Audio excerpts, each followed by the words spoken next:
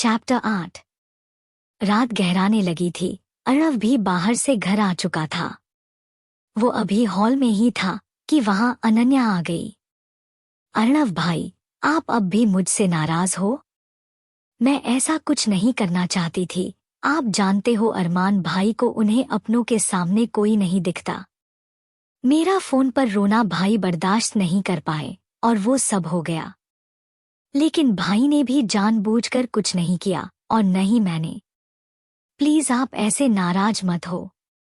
आप कहोगे तो मैं शानवी से भी माफी मांग लूंगी, पर प्लीज आप माफ कर दो। अन्नू, बेहतर है हम इस बारे में बातें न करें। तुम्हारा मुझसे माफी मांगने का कोई मतलब नहीं है। बुरा मेरे साथ नहीं, शानू के साथ हुआ है और उसने तुम्हें पहले ही बोल दिया है। वो तुम्हें माफ क्या, तुमसे बात भी नहीं करना चाहती। इतना बोल अर्णव जाने लगा था, पर उसके कदम फिर रुककर बिना अनन्या की तरफ देखे दोबारा बोला, अरमान भाई तुमसे बहुत प्यार करते हैं, सिर्फ वो ही नहीं हम भी। लेकिन इसका मतलब ये नहीं कि आप बिना किसी बात की जांच किए सामने वाले को कसूरवार ठहरा दे। कहने को अरमान भाई पूरी दुनिया पर राज करते हैं, लेकिन अपनों के लिए इतना भी क्या कमजोर होना कि सिर्फ तुम्हारे रोने की वजह से बिना किसी बात की जांच किए इतनी बड़ी सजा उसे सुना दी। सुना क्या दी, उसकी तो जान लेने की पूरी कोशिश कर ली थी। इतना बोल बिना रोक वो सीधा अपने कमरे की तरफ बढ़ गया। अर्णव की बात सुन अनन्या की आंखों में नमी आ गई। वो जैसे ही पलटी पीछे ही तरफ तो वहां अरमान खड़ा था। यानी अर्णव ने अरमान की बात इसलिए बोली थी, ये अनन्या को समझ आया। ये बात अनन्या को सुनाने के लिए नहीं, अरमान को सुनाने के लिए कही थी। अपनी आंखों की नमी साफ कर अनन्या वहां से अपने कमरे की तरफ बढ़ गई। लेकिन अरमान वही खड़ा अर्णव के कमरे की तरफ देखने लगा। कुछ देर खड़ा रहने के बाद वो वहां से चला गया। अर्णव अपने कमरे में आया कि शानवी बालकनी में खड़ी आसमान की तरफ देख रही थी। अर्णव उसके पास जाकर खड़ा हो गया। काफी देर तक शानवी अपनी सोच में गुम खड़ी रही। जब अर्णव को लगा कि शानवी उसकी तरफ ध्यान नहीं दे रही, तो उसके दिमाग में खुराफात सूझी। वो वापस कमरे में आया, ड्रॉअर खोल उसमें से नकली सांप निकल लिया। मुझे भी नहीं पता ये सांप मतलब नकली सांप यह कैसे आया। दबे पांव वो थोड़ा बालकनी के नजदीक आकर उसने सांप को शानवी की तरफ उछाल दिया और पर्दे की ओट में छुप गया। वो सांप हवा में उड़ते हुए शानवी के ऊपर आकर बैठ गया। शानवी को जब लगा कि कुछ उसके ऊपर आकर गिरा, तो वो अपनी सोच से बाहर निकली।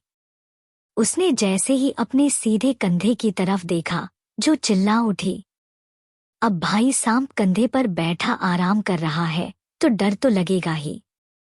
सांप करते हुए शानवी चिल्ला रही थी, तो वही अर्णव पर्दे के पीछे छुपकर ये सब देख मजे लेने लगा। शानवी चिल्लाते चिल्लाते बालकनी से कमरे में आ गई। वो इतना उछल कूद कर रही थी कि सांप उसके कंधे से कब गिर गया उसे भी पता नहीं चला। तभी उसे उसके पीछे से किसी के हंसने की आवाज आई। जब उसने मुड़कर देखा तो अर्णव पर्दे की ओट से बाहर आकर हंस रहा था। अब वो बेचारा भी कब तक अपनी हंसी कंट्रोल करता। शानवी से पहले अर्णव की तरफ देखा, फिर अपने सामने पड़े सांप की तरह। वो दोबारा चिल्लाने वाली थी, लेकिन उसने ध्यान दिया ये सांप कोई मूवमेंट नहीं कर रहा। अब शानवी को समझ आया कि ये सांप नकली है और इसके पीछे अर्णव। उसने बेड पर से तकिए उठाकर अर्णव पर बरसाने शुरू कर दिया। अर्णव भी खुद को बचाने की कोशिश करने लगा। फिर क्या था, थोड़ी देर बाद उसने भी तकिए उठा लिया। फिर चालू हो गई दोनों की पिलो फाइट। लेकिन अर्णव इस बात का खास ख्याल रखा हुआ था कि उसकी वजह से शानवी को चोट न लगे। ये एक रीजन था जिसकी वजह से दोनों एक दूसरे को टॉम एंड जेरी कहते थे। प्यार बेहिसाब, लेकिन लड़ाई में भी कोई कमी नहीं। अभी इन दोनों की लड़ाई चालू ही थी कि वहां अर्णव की मॉम आ गई। अरे क्या कर रहे हो दोनों? क्या हालत बना दी ही तुम दोनों ने कमरे की? उन्होंने कमरे का हाल देखकर कहा, जहां तकिए और उसकी रुई पड़ी हुई थी। बेडशीट बेड की जगह जमीन पर इनशूट पूरे कमरे का कबाड़खाना बना दिया था। छोड़ो ये सब, मैं साफ कर दूंगी। दोनों जल्दी से फ्रेश होकर नीचे आ जाओ, डिनर का वक्त हो गया है। और हाँ शानवी बेटा, तुम भी कपड़े चेंज कर लेना। सुबह से इन हॉस्पिटल के कपड़ों में हो। हम आ रहे हैं मॉम। और आप रहने दो, मैं अपना रूम खुद ही साफ कर लूंगा, आपको परेशान होने की जरूरत नहीं है। आप चलाएं, हम दोनों भी आए, अर्णव ने कहा। स्वर्णा जी के जाने के बाद दोनों एक दूसरे की शक्ल देखने लगे। 10 सेकंड का मौन। उसके बाद दोनों ही एक दूसरे पर हंसने लगे। अच्छा बस अब हो गया, चलो चलते हैं। तुम फ्रेश हो जाओ, मैं तब तक रूम साफ करता हूँ। और हाँ कपड़े जरूर चेंज कर लेना, अर्णव ने कहा। पहली बात, ये रूम हम दोनों ने गंदा किया है तो दोनों मिलकर साफ करेंगे। और दूसरी बात, ये बात बोलते हुए शानवी थोड़ी उदास सी हो गई। क्या दूसरी बात? उदास क्यों हो रही हो? बोलो, अर्णव ने शानवी की बात को बीच में काटते हुए कहा। अरे बोलने तो दो, मैं ये कह रही हूं कि मेरे पास अभी कपड़े नहीं है, तो मैं कैसे कपड़े चेंज करूं? शानवी ने अपनी आंखों को मटकाते हुए कहा। हाँ हाँ हाँ, शानवी के फेशियल एक्सप्रेशन और उसकी बात सुन अर्णव हंसने लगा। इतनी सी बात है, और मुंह देखो कैसे कैसे बना रही हो तुम। एक काम करो, मेरी टी शर्ट शॉर्ट पहन हो, बिल्कुल नए हैं, मैंने अभी तक उसे नहीं किए हैं। कल हम तुम्हारे कपड़े ले आएंगे। ओके, हम ये भी ठीक है। चलो फिर जल्दी से रूम साफ करते हैं, फिर डिनर के लिए चलेंगे। मुझे बहुत जोरों की भूख लगी है। फिर दोनों से मिलकर रूम की सफाई की। पहले अर्णव फ्रेश होने गया, उसके बाद शानवी। शानवी जैसे ही बाहर आई, उसे देख अर्णव की आंखें और साथ ही मुंह दोनों ही खुले रह गए। बालों से टपकता पानी, ओवरसाइज टी शर्ट वो उसकी थाई से थोड़ी ऊपर थी और शॉर्ट को आधा ढक रही थी। ये रूप पहली बार देखा था अर्णव ने शानवी का, क्योंकि पहले कभी शानवी को उसकी सौतेली माँ और बहन ने ऐसे कपड़े पहनने ही नहीं दिया। शानवी वो पहले से ही दिखने में इतनी सुंदर और अट्रैक्टिव थी, और अब और लग रही थी। अर्णव तो बिना पलके झपकाए बस शानवी को ही देख रहा था। शानवी अर्णव के सामने आकर खड़ी हो गई और बोली, देख लो, तसल्ली से देखो। कोई एलियन हूं ना मैं तो, जिसे पहली बार देख रहे हो, है ना? हाँ, अर्णव भी शानवी के सवाल का जवाब देते हुए कहा, क्योंकि अभी वो खुद होश में नहीं था। लेकिन जब उसे एहसास हुआ कि उसने क्या बोल दिया, तब अपनी बात को सही करते हुए बोला, नहीं मेरा वो मतलब नहीं है। आई मीन तुम्हें ऐसे आउटफिट में पहली बार देख रहा हूँ, तो ऐसा रिएक्शन आम बात है। बाय द वे, तुम बिल्कुल चुहिया लग रही हो, अर्णव ने उसका मजाक बनाते हुए कहा। हाँ, दांत मत दिखाओ मुझे ज्यादा, जानती हूँ मैं तुमसे ज्यादा खूबसूरत हो, चुहिया लग रही हूँ। शानवी ने अर्णव को बात पर तंज कसते हुए जवाब दिया। ये छोड़ो और ये बताओ, ये टी शर्ट शॉर्ट तुम्हारे ही है या किसी और के मांग रखे है? क्या मतलब? एक्सक्यूज मी, मेरे कपड़े हैं ये, बस मैंने अब तक पहने नहीं थे, इसलिए तुम्हारे काम आ गए। और देखो मेरे कपड़े तुम पर कितने अच्छे लग रहे हैं। ये कपड़े इसलिए अच्छे लग रहे हैं क्योंकि इन्हें मैंने पहना है। अपनी तारीफ बंद करो, चलो नीचे चले, मुझे भूख लग रही है। एक बात और, कहीं तुम्हारी फैमिली को कोई प्रॉब्लम तो नहीं होगी मेरे ऐसे कपड़े पहनने से? बिल्कुल नहीं, मुझे नहीं लगता होनी भी चाहिए, क्योंकि अनन्या भी पहनती है। It's not a big deal. अब चलो नीचे, मैं देख लूंगा बाकी सब।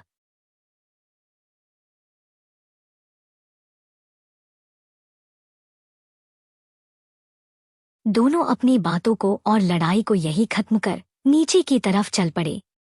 जैसे ही वो दोनों सीढ़ियों से उतर रहे थे, सबको नजर उन दोनों पर ही ठहर गई थी, खासकर शानवी पर। ये पहली बार था जब सब शानवी को ऐसे कपड़ों में देख रहे थे। अरमान भी वही बैठा हुआ था, उसकी नजरें भी शानवी पर ही टिकी हुई थी। हर कोई उसे ऊपर से नीचे तक स्कैन कर रहा था, लेकिन आज शानवी को कोई असर नहीं पड़ रहा था। शानवी के लिए ये पहली बार था, लेकिन सितारा के लिए नहीं। दोनों की नजर डाइनिंग टेबल पर गई तो वहां बैठे 3 फालतू लोगों को देख दोनों एक दूसरे का मुंह देखने लगे, मानो कह रहे हो अब क्या चैन का खाना भी नहीं मिलेगा। सामने की तरफ देख फिर दोनों ने अपना सिरनामे हिला दिया। अब कर भी क्या सकते थे। दोनों नीचे आए तो अर्णव ने शानवी के लिए कुर्सी पीछे कर पहले उसे बैठने को कहा, फिर खुद उसके बगल के बैठ गया।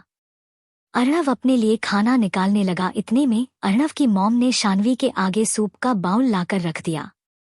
अभी शानवी ने सूप पीने के लिए चम्मच उठाया था, तभी उसके कानों में किसी की आवाज सुनाई दी, जिससे कि उसका हाथ बीच में ही रुक गया। नजरें ऊपर उठ गई। ये कैसे कपड़े पहने हैं तुमने? शानवी की सौतेली माँ ने कहा। क्यों आपको पहनने हैं? शानवी ने शालीनता से जवाब दिया। हमारे घर की लड़की ऐसे कपड़े नहीं पहनती।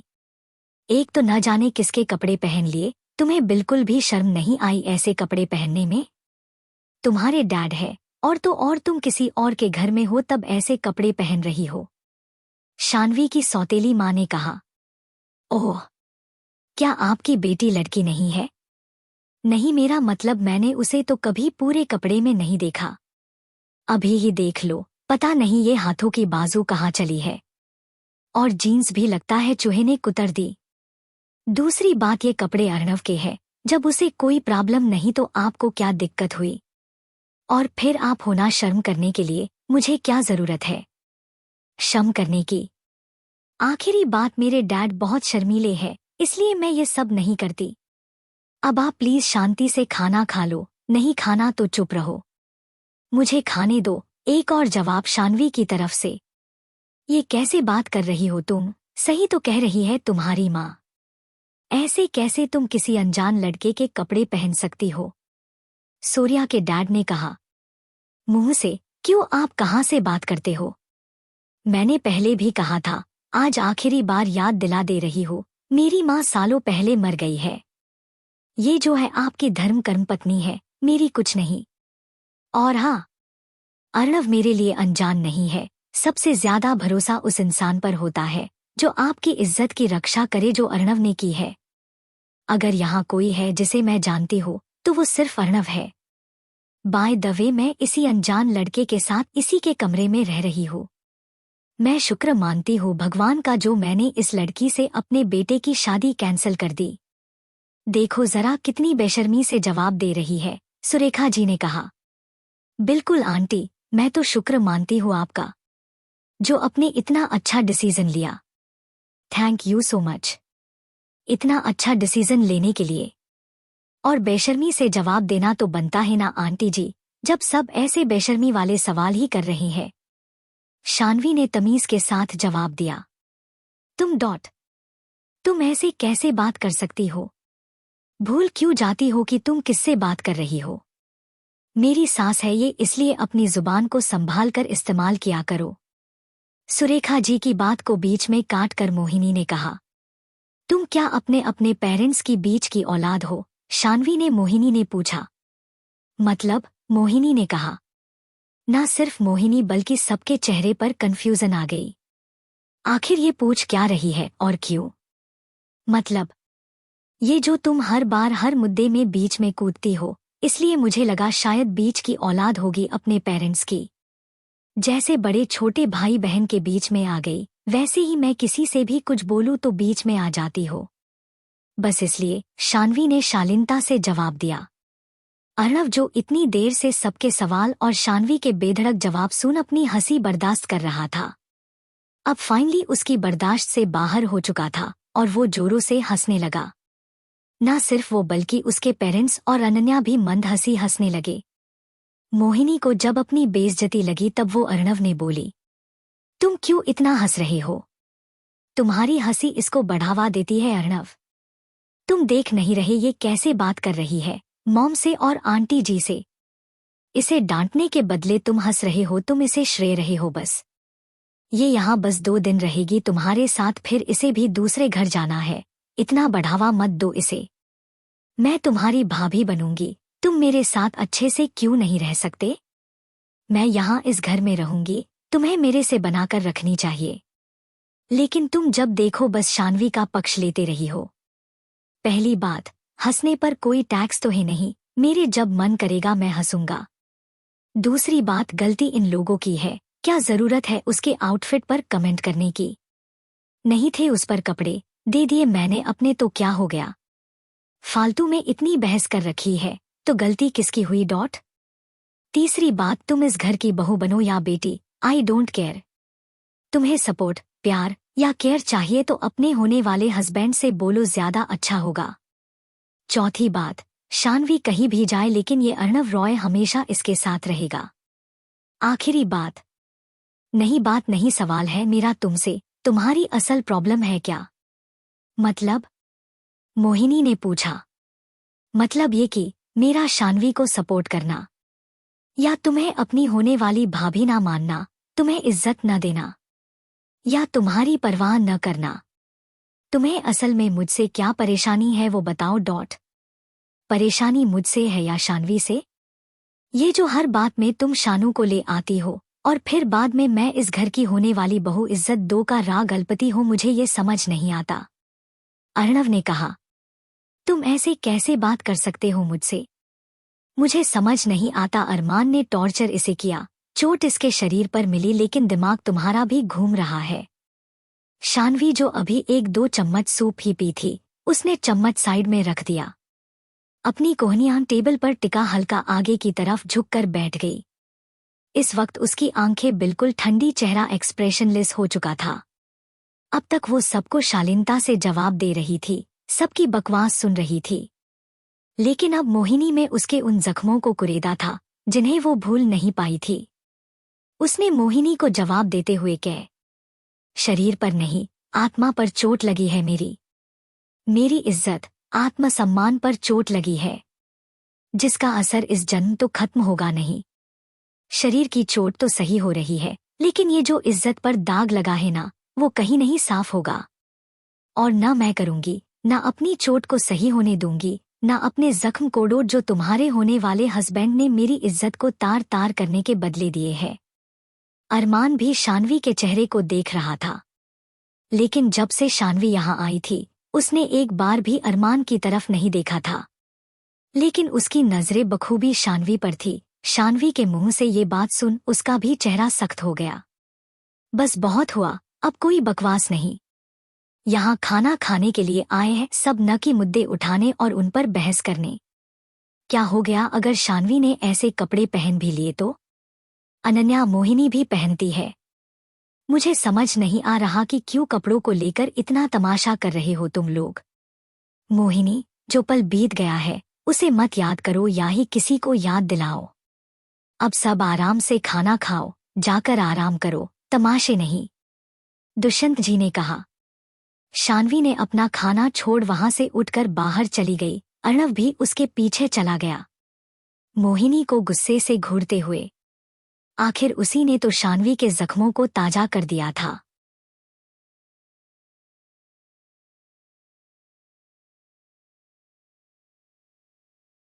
चैप्टर 9। शान्वी मोहिनी को जवाब देकर बाहर चली गई थी। उसके पीछे पीछे अर्णव भी खाना छोड़ बाहर चला गया। अरमान ने गुस्से भरी एक नजर मोहिनी को देखा। आखिर गलती उसकी थी, लेकिन फिर भी उसने अब तक अपनी गलती नहीं मानी थी। ना ही शान्वी ने माफी मांगी थी। लेकिन मोहिनी का फिर से ये बात कुरेदने से अरमान पर ज्यादा असर नहीं पड़ा। उसे फर्क सिर्फ इस बात से पड़ रहा था कि इन बात को लेकर कहीं उसके और अर्णव के बीच का रिश्ता और ज्यादा खराब न हो जाए।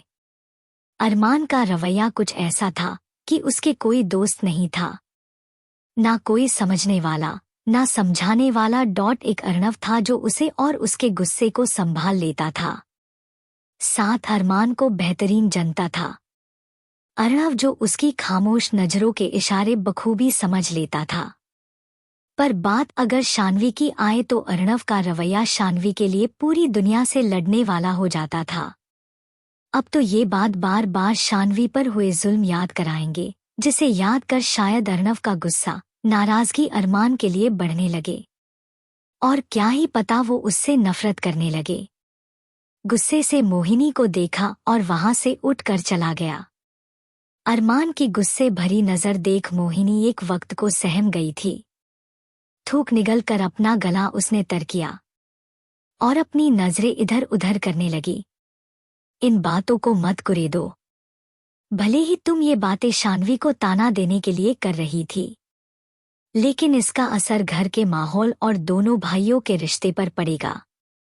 बेहतर होगा घर जोड़ने वाली बनो। आखिर अब तुम्हें इसी घर में जो आना है, आगे से ये गलती किसी से भी न हो। दादाजी ने मोहिनी को फटकार लगाते हुए कहा। नहीं दादाजी, मैं ये सब बोलना। मोहिनी अपनी बात पूरी करती उससे पहले ही दादाजी ने अपना हाथ दिखाकर उसे बोलने ने रोक दिया और चुपचाप खाना खाने को कहा। शानू, शानू रुक जाओ। अर्णव शान्वी के पीछे आते हुए उसे आवाज लगाकर रुकने को कह रहा था। क्या हुआ? इतना चिल्ला क्यों रहे हो? क्या मैं कहीं गुम हो गई हूँ? वो इतना चिल्ला कर बुला रहे हो? शान्वी ने रुककर जवाब दिया। जी नहीं, तुम कहीं गुम नहीं हुई हो। मुझे बस तुम्हारी फिक्र थी, कहीं सच में तुम कहीं गुम ना हो जाओ। तबीयत अभी सही नहीं हुई है तुम्हारी और तुम अकेले बाहर की तरफ जा रही हो क्यों? क्या तुम्हें मोहिनी की बात का बुरा लगा? देखो मैं जानता हूँ तुम खुद को जितना कुल दिखा रही हो असल में अंदर ही अंदर घुट रही हो तुम। अर्णव ने शान्वी की फिक्र जताते हुए कहा। हो गया? अगर तुम्हारा हो गया हो तो मैं कुछ कहूँ? शान्वी ने चिल मरते हुए सवाल किया, जैसे उसे अभी अंदर हुई बात से कोई फर्क ही न पड़ा हो। अर्णव ने जवाब दिया। मोहिनी ने जो कहा मुझे उससे कोई फर्क नहीं पड़ा। देखो, दुनिया में दो तरीके के इंसान होते हैं। पहले जो अपने दुख, दर्द, खुद पर हुए जुल्म भूलकर आगे बढ़ते हैं, अपनी जिंदगी की नई शुरुआत करते हैं, लेकिन फिर भी भूल नहीं पाते। ये जो दर्द जख्म होता है ना, उसे भूलना आसान नहीं होता। वो सबके सामने दिखाते तो है कि हम आगे बढ़ रहे हैं, लेकिन जब कोई उन बातों को याद दिलाता है तो वो दोबारा उसी दर्द की दुनिया में चले जाते हैं। दूसरे होते हैं अपने दर्द, जुल्म में उलझ कर रह जाने वाले, जिन्हें बस यही दर्द सहना होता है। उनके लिए यही बुरी याद जिंदगी का हिस्सा होती है। ना वो आगे बढ़ पाते हैं, ना पीछे जा पाते हैं। लेकिन मैं दोनों में से कोई नहीं हूँ। ना मैं झूठा दिखावा करती ना ही करूंगी। दर्द सहा है तो सह है, मानने में दिक्कत क्या है? जुल्म हुआ है, ये बात मानने के दिक्कत क्या है? मुझसे नहीं होता झूठा दिखावा, सब सही है, मैं सब भूल चुकी हूँ। ये सब करके मैं खुद अंदर ही अंदर घुट कर नहीं करना चाहती। ना ही मैं अपने साथ हुए जुल्म, नाइंसाफी को अपनी जिंदगी बना सकती। अगर आप खुद को ये बात समझा दो कि जो आपके साथ हुआ वो आपकी गलती नहीं थी, तो दुनिया वालों के कहने से न आप दर्द सहोगे, ना बातें याद कर अंदर ही अंदर घुटोगे। मुझे अच्छे से याद है जो तुम्हारे भाई ने किया। मैं जब जब तुम्हारे भाई का चेहरा देखूंगी तब तब शायद अपने ऊपर हुए जुल्म को याद करती रहूंगी। जब कहीं एक साथ 4 आदमियों को देखूंगी तब उनकी हैवांगी याद करूंगी। जब किसी पर जुल्म होता देखूंगी तब उस जगह खुद को याद करूंगी। लेकिन इन सब में एक चीज बहुत अच्छी होगी, मैं उतनी ज्यादा ही स्ट्रांग बनूंगी। खुद के लिए लड़ना सीखूंगी, खुद के लिए स्टैंड लेना सीखूंगी, खुद के लिए खुद उसूल बनाऊंगी और उन्हें ही फॉलो करूंगी, किसी और के कहने से नहीं। समझे? इसलिए ज्यादा टेंशन मत लो मेरी, मैं एकदम मस्त हूँ। शान्वी ने कहा। क्या हुआ? अब कुछ बोलोगे? शान्वी ने अर्णव को बिल्कुल शांत खड़ा देख पूछा। हाँ, वो शान्वी कहाँ है? तुम शान्वी नहीं हो? इतना लंबा ज्ञान? मुझे सच में ये सब सुन रोना आने वाला है, लेकिन मुझे अच्छा भी लगा कि मेरी शानू बदल रही है, खुद के लिए स्टैंड लेना सीख रही है। उससे बड़ी बात, तुम्हें ये बातें किसने सिखाई? नहीं मतलब, जो तुमने कहा वो सब एकदम सही है, लेकिन मैंने इतने साल में पहली बार तुम्हें इतना बोलते देखा है। आई एम सरप्राइज डॉट। अर्णव ने कहा। बकवास जोक। मैं शानवी ही हूँ, जरूरी नहीं हर बात कोई इंसान ही सिखाए, कुछ बातें हाथ से भी सीखा देते हैं। इतना साल में कभी किसी ने मौका भी नहीं दिया मुझे बोलने का, बट अब मेरी बारी है। मैं बोलूंगी भी और अपने मन की करूंगी भी। शानवी ने कहा। एक बात बताओ, तुम्हें मोहिनी की बात से कोई फर्क नहीं पड़ा? ना तुम्हें गुस्सा आया, ना रोना? तो तुम खाना बीच में छोड़कर ऐसे बाहर क्यों आई? अर्णव ने पूछा। वो असल में मेरा मन आइसक्रीम खाने का कर रहा था, इसलिए। दवाई और सूप खाते खाते मैं थक चुकी हूँ। पहले तो मैंने सोचा था कि तुमसे रिक्वेस्ट करके आइसक्रीम खाने चलेंगे, लेकिन जब नीचे आई और ये सब तमाशा हुआ, तो मैं बीच खाने से ही उठ कर आ गई, ताकि बाहर जाकर आइसक्रीम खा सकूं। शानवी ने अपनी बत्ती सी चमकाते हुए जवाब दिया। ओह, यानी अब तुम शातिर भी हो गई हो। चलो ये भी सही है, चलो मैं तुम्हें आइसक्रीम खिलाने ले जाऊंगी। लेकिन पहले तुम मुझसे रिक्वेस्ट करो, जो तुमने पहले प्लान किया था, मुझे रिक्वेस्ट कर मानने का। अर्णव ने कहा। ही तुम और तुम्हारे सपने। मैंने पहले सोचा था कि तुमसे रिक्वेस्ट कर लूंगी क्योंकि मुझे शायद अकेले बाहर जाने ना दिया जाए, लेकिन अब ऐसा नहीं है। शानवी ने अर्णव का मजाक बनाते हुए कहा। अब क्या बदल गया? अर्णव ने पूछा। देखो मुझे ये तो पता था कि मुझे अकेले बाहर जाने दिया जाएगा नहीं, इसलिए तुम्हें बोलने की सोची थी। लेकिन अब अगर मैं अकेली भी बाहर चली गई तब भी कोई प्रॉब्लम नहीं होगी, क्योंकि सबको लगेगा कि मैं मोहिनी की बात सुन नाराज होकर बाहर चली गई। किसी से न कुछ बोलना पड़ेगा, ना किसी को मानना। ओह, ये सब नहीं बोलना था। चलो कोई बात नहीं, तुम्हारा प्लान तो समझ आया मुझे। खैर चलो मैं ले चलता हूँ तुम्हें आइसक्रीम खिलाने। तुम बस रुको, मैं अपना वॉलेट लेकर आता हूँ, अर्णव ने कहा। शानवी ने अपने शॉर्ट की जेब में हाथ डालकर पर्स बाहर निकाला और अर्णव के सामने लहराने लगी। ये कहाँ मिल गया अब तुम्हें? अर्णव ने पूछा। डिनर के लिए आते वक्त मैं पहले ही टेबल से तुम्हारा वॉलेट उठा लाई थी। टाइम बचेगा न, इसलिए डॉट।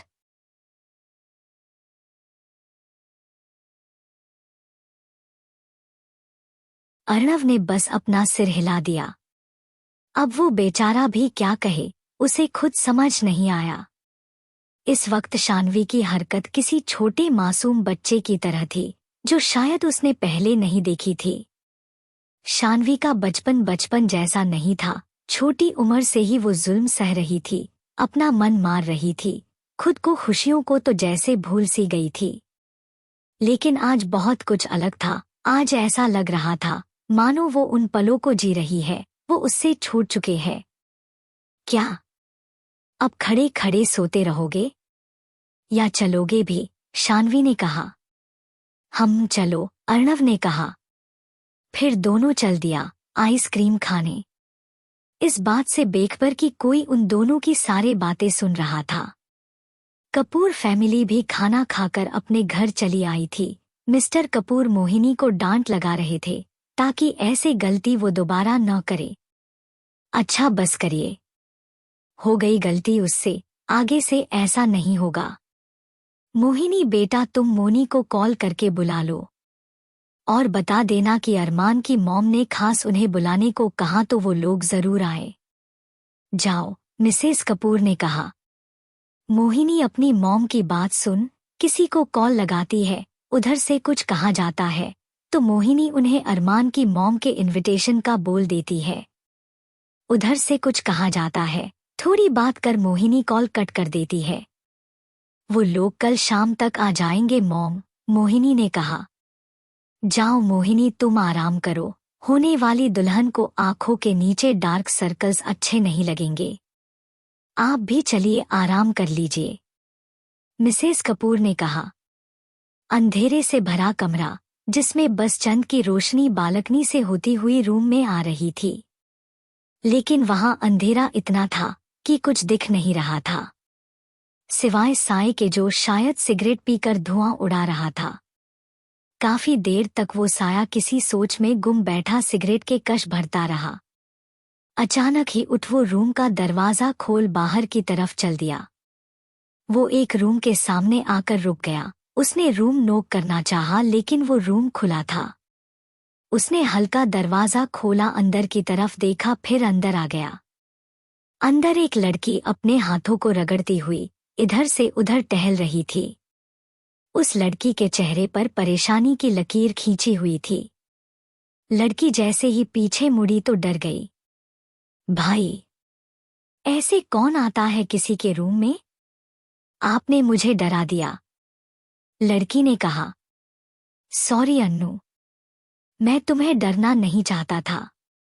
मैं बस देख रहा था कि तुम इतनी परेशान क्यों इधर से उधर घूम रही हो। कुछ हुआ है? लड़के ने पूछा। परेशान होने वाली बात तो है ही भाई। अर्णव भाई नाराज है मुझसे, और शानवी ने तो दोस्ती ही खत्म कर दी। मैंने अर्णव भाई को पहले कभी इतना नाराज नहीं देखा, और शानवी का बिहेवियर तो बिल्कुल बदल सा गया है, जैसे वो शानवी ही कोई और हो। आपको पता ही, मैंने अर्णव भाई से माफी भी मांगी, बट उन्होंने कहा कि अभी उन्हें कुछ वक्त दूं मैं। मुझे बहुत बुरा लग रहा है अभी भाई, अनन्या ने कहा। इसमें इतना परेशान होने जैसा कुछ नहीं है। उसे वक्त दो, वो बात करेगा तुमसे। टेंशन मत लो तुम, अभी यानी अरमान ने कहा। जी भाई, वैसे आप यहाँ? कुछ काम था? अनन्या ने पूछा। काम नहीं, बस मुझे तुमसे कुछ पूछना है। जब तुम्हारा एक्सीडेंट हुआ उस वक्त क्या किसी ने पीछे से धक्का दिया था तुम्हें? आई मीन किसी के धक्का देने से तुम गाड़ी के सामने आ गई थी या खुद ही? अरमान ने पूछा। शायद मेरे पीछे से बच्चा भागा था और उसी से शायद धक्का लगा था, लेकिन उस वक्त मुझे ज्यादा प्रॉब्लम नहीं हुई थी, ना चोट लगी थी। असल प्रॉब्लम तो हॉस्पिटल जाने के बाद हुई, जब उनकी दवाई और इंजेक्शन की वजह से मेरी आंख नहीं खुल रही थी। अनन्या ने अपने एक्सीडेंट वाली बात याद कर बताते हुए कहा। लेकिन मोहिनी ने तो कहा था कि ट्रक से चोट लगी थी और धक्का शायद शानवी से लगा था, अरमान ने कहा। नहीं भाई, मैंने बताया था न, शानवी दूसरी तरफ थी और मोहिनी तो शायद वहां थी या नहीं, मुझे याद नहीं, लेकिन शायद मोहिनी मेरे वजह से होपलेस हो गई और आधी अधूरी बात आप लोगों को बता दी। और रही बात ट्रक की, तो जब तक ट्रक मेरी तरफ आया उसकी स्पीड 0 हो चुकी थी, समझे कि वो रुक चुका था। अनन्या ने कहा। ठीक है, तुम आराम करो, अर्णव के बारे में ज्यादा परेशान मत हो, वो मान जाएगा। तुम अपना ख्याल रखो, और हाँ, अगर तुम्हें एक्सीडेंट वाले दिन की कोई भी सस्पेशियस चीज याद आए तो मुझे बताना। ओके, गुड नाइट, अरमान ने कहा। गुड नाइट भाई, अनन्या ने कहा। अरमान अनन्या के रूम से निकल अपने रूम की तरफ बढ़ गया। वो अनन्या की बात याद कर समझने की कोशिश कर रहा था। उसे इतना तो समझ आ गया कि ये सब जरूर किसी की साजिश थी, किसी ऐसे की जो अच्छे से जानता था शानवी के लिए अरमान के दिल में नफरत और अनन्या के लिए प्यार। अनन्या पर एक खरोच बर्दाश्त नहीं उसे, शायद इसी बात का किसी ने फायदा उठाया, अनन्या का इस्तेमाल कर उसके एक्सीडेंट का झूठा नाटक और शानवी के खिलाफ सबूत, जिससे शानवी को सजा मिले। शक की सुई मोहिनी पर भी आ लटकी थी। यही सब सोचते हुए वो अपने रूम में आ गया। रूम में आते ही वो सीधा बालकनी में चला गया। उसने सामने की तरफ देखा जहां से अर्णव और शानवी हंसते हुए एक दूसरे से बात करते हुए आ रहे थे। कभी शान्वी अर्णव के बाल बिगड़ती तो कभी अर्णव शान्वी के बाल खींचता। ऐसे ही हंसती मजाक करते हुए दोनों घर में आ गए। लेकिन अरमान की नजर अब भी उसी जगह पर थी। उसने किसी को कॉल लगाकर कुछ काम कहा, फोन कटकर वही खड़ा देखता रहा जहां से अभी अर्णव और शान्वी आए थे। शान्वी की बातें और उसका बदला व्यवहार उसे याद आने लगा, उसकी आंखों में देख शान्वी का उससे सवाल करना। और अभी थोड़ी देर पहले अर्णव से शान्वी ने जो कुछ भी कहा, वो सब बातें पहले वाली शान्वी नहीं कर सकती थी, लेकिन अब वाली बिल्कुल अलग थी। अरमान ही था जिसने शान्वी और अर्णव की बातें सुनी थी। अर्णव और शान्वी भी आइसक्रीम खाकर वापस आ चुके थे। दोनों सीधा अर्णव के रूम की तरफ बढ़ गए। रूम में आकर अर्णव फ्रेश होने चला गया और शान्वी भी खड़ी रूम को देखने लगी। अर्णव जब बाहर आया तो शान्वी को ऐसे खड़ा देख हैरान हुआ। क्या हुआ? ऐसे क्यों खड़ी हो तुम? चलो जाओ फ्रेश हो, फिर दवाई खाना और आराम करना। अर्णव ने कहा। कुछ नहीं हुआ, मैं बस तुम्हारा रूम देख रही हूँ। ये इंटीरियर डिजाइन बहुत अच्छा लग रहा था और जिस तरीके से सब चीज मैनेज कर रखी है, ये सच में कबीले तारीफ है। वैसे इतना अच्छा डिजाइनर कहाँ मिला तुम्हें? शान्वी ने जवाब देने के बाद सवाल किया। अर्णव का रूम डॉट। इससे अटैच स्टडी रूम, बाथरूम और क्लोसेट भी था। शान्वी की बात सुन अर्णव हंसने लगा। तुम्हें सच में नहीं पता ये किसका आइडिया है? अर्णव ने पूछा। शान्वी ने मासूम सी शक्ल बनाकर गर्दन ना में हिला दी। बुद्धू, तुम्हारा ही आइडिया था ये, शायद तुम्हें याद नहीं, मैं याद दिलाता हूँ। एक बार तुमने मुझे बताया था कि तुम रूम में ऐसा इंटीरियर डिजाइनर करना चाहती हो। बस मैंने अपने रूम में करवा लिया, क्योंकि अब तुम कभी मेरे रूम में नहीं आई, इसलिए ये सब तुम आज देख रही हो। अच्छा, बातें बहुत हो गई, फटाफट अपनी दवाई खाओ और आराम करो। मैं स्टडी रूम में सो जाऊंगा, तुम यही बेड पर सो जाओ, फिर कल सुबह मैं खुद तुम्हें पूरा घर घुमाऊंगा। अब कोई बात नहीं करेगा। अर्णव ने बात बताने के बाद ऑर्डर देते हुए कहा। अरे मेरी बात तो सुन लो। मैं ये कह रही हूँ कि कल मेरे कपड़े कपूर हाउस से लेकर आ जाएंगे। कब तक तुम्हारे कपड़े पहनकर घूमूंगी? शान्वी ने कहा।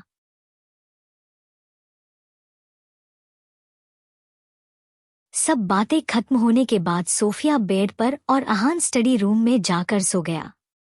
दोनों ने कन्फर्म किया कि कल सुबह कपूर हाउस से सोफिया के कुछ कपड़े लाएंगे और फिर उसके बाद अहान सोफिया को घर की सैर कराएगा। भले ही सोफिया और अहान बचपन से साथ रहे हो, लेकिन सोफिया कभी भी रॉय मेंशन नहीं देखी। देखती भी कैसे, ना उसकी सौतेली माँ उसे इस घर में आने देती और ही अभिमान की माँ को सोफिया ज्यादा पसंद थी। अगर कभी सोफिया और अहान को खेलना होता तो दोनों छत पर छुप कर खेलते, क्योंकि अगर सोफिया की सौतेली माँ उसे खेलते हुए देखती और उसे मरने लगती और उसका खाना बंद कर देती। 3 लोग सोफे पर बैठे थे। आदमी और औरत के माथे पर टेंशन की लकीरें खींची हुई थी, वहीं उनके दूसरी तरफ बैठी लड़की किसी सोच में गुम थी। अचानक ही उस लड़की को कुछ सूझा और उसके चेहरे पर कुटिल मुस्कान आ गई। उसने अपने मॉम डैड की तरफ देखा जो काफी परेशान नजर आ रहे थे। अपना सिर ना में हिलाकर उस लड़की ने कहना शुरू किया। डॉट। मॉम डैड, क्यों परेशान हो रहे हो आप दोनों? मेरे पास आपकी परेशानी का इलाज है, लड़की के कहा। क्या मतलब? सही से कहो, औरत ने कहा। ओहो मॉम, आप में पेशेंस नहीं है बिल्कुल भी। खैर मेरी बात सुनिए आप दोनों। हम लोग यहाँ से कहीं चलते हैं, जब वकील अंकल को उससे मिलना होगा तब कह देंगे कि अभी हम बाहर हैं, लड़की ने कहा। लेकिन अभी वो अपनी बात पूरी करती उससे पहले ही आदमी ने उसे बीच में टोक दिया। वाह, उसके बाद का क्या? हमेशा बाहर तो नहीं रह सकते ना, बेवकूफी वाली बातें मत करो, आदमी ने कहा। डैड, मुझे बोलने देंगे आप? मेरी बात तो सुनिए पहले पूरी। उस लड़की ने अपना आइडिया अपने पेरेंट्स को बताया, जिसे सुन दोनों के चेहरे पर से संतुष्टि नजर आने लगी थी।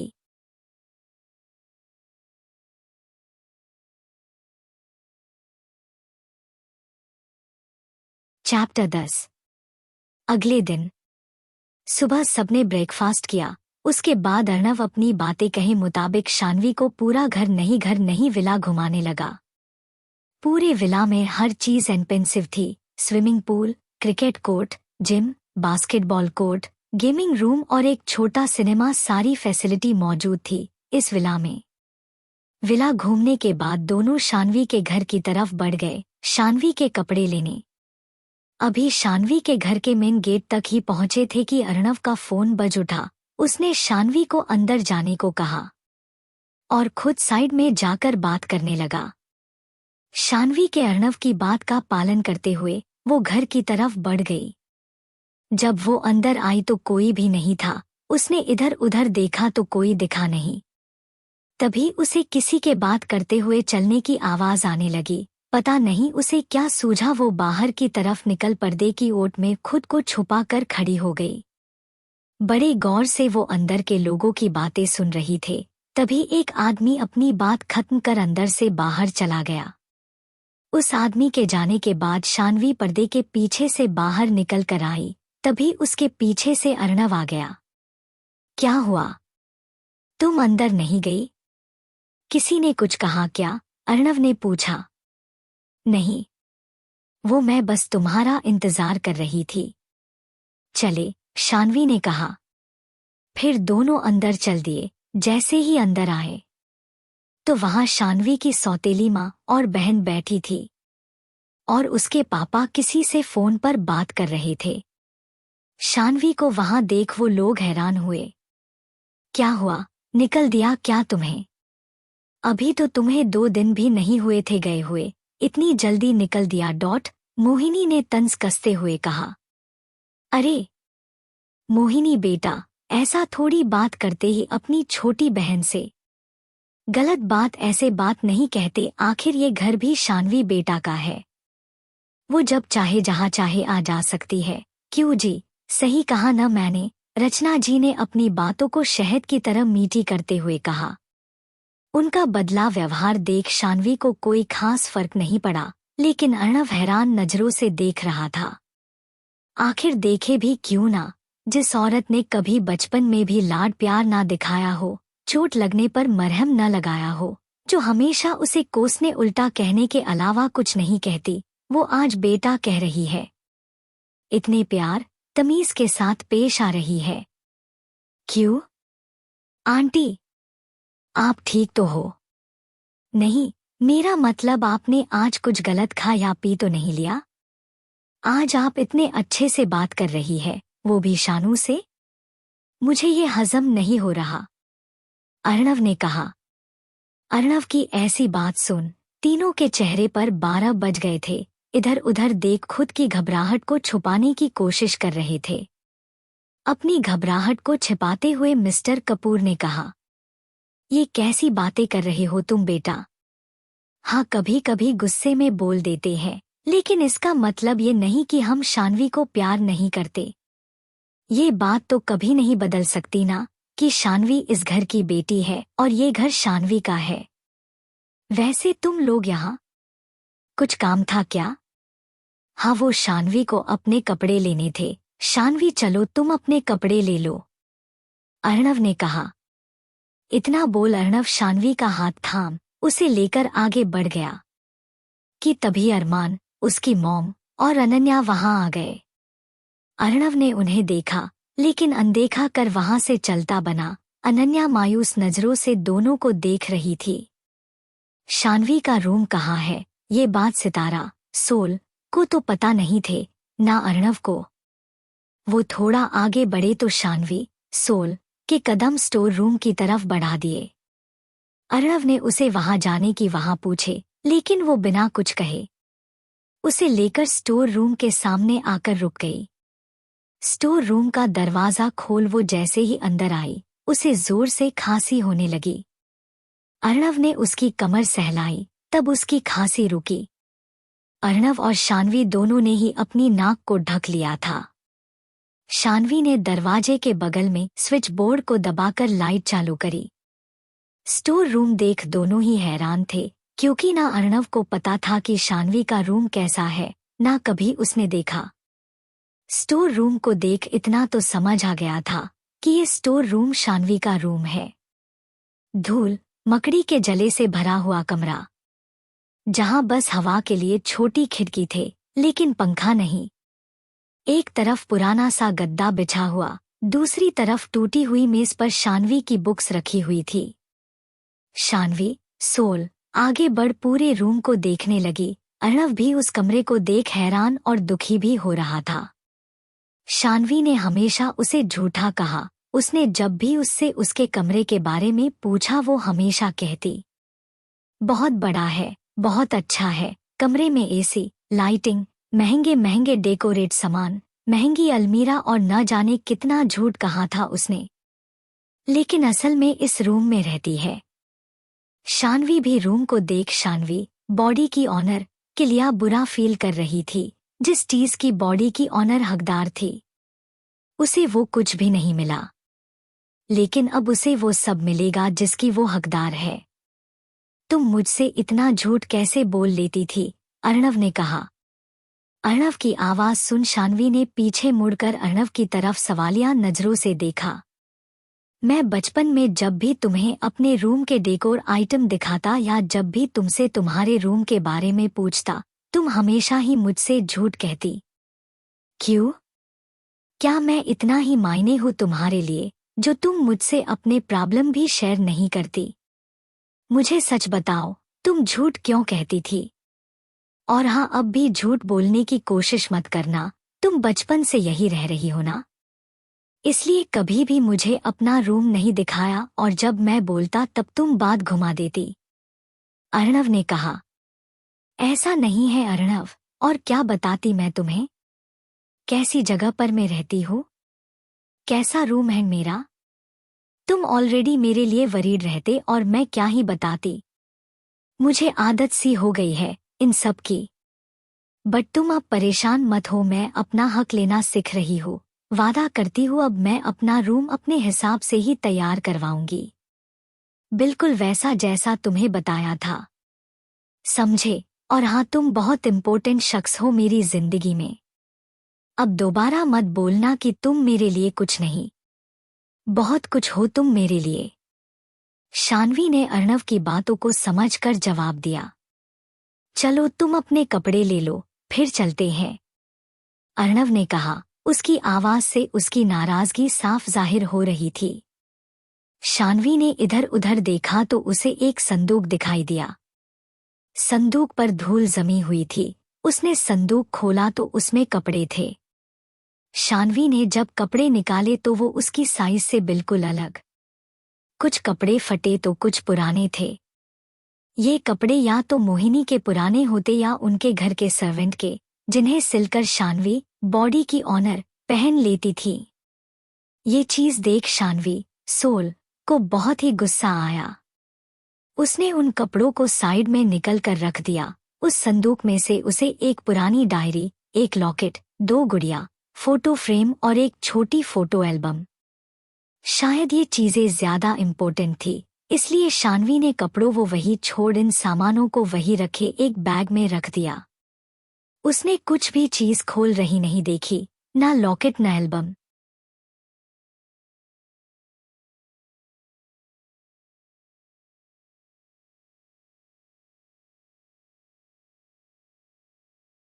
ये मिस्टर और मिसेस कपूर कितना बन रहे थे। ये घर तो शान्वी का है, जब चाहे तब आ सकती है।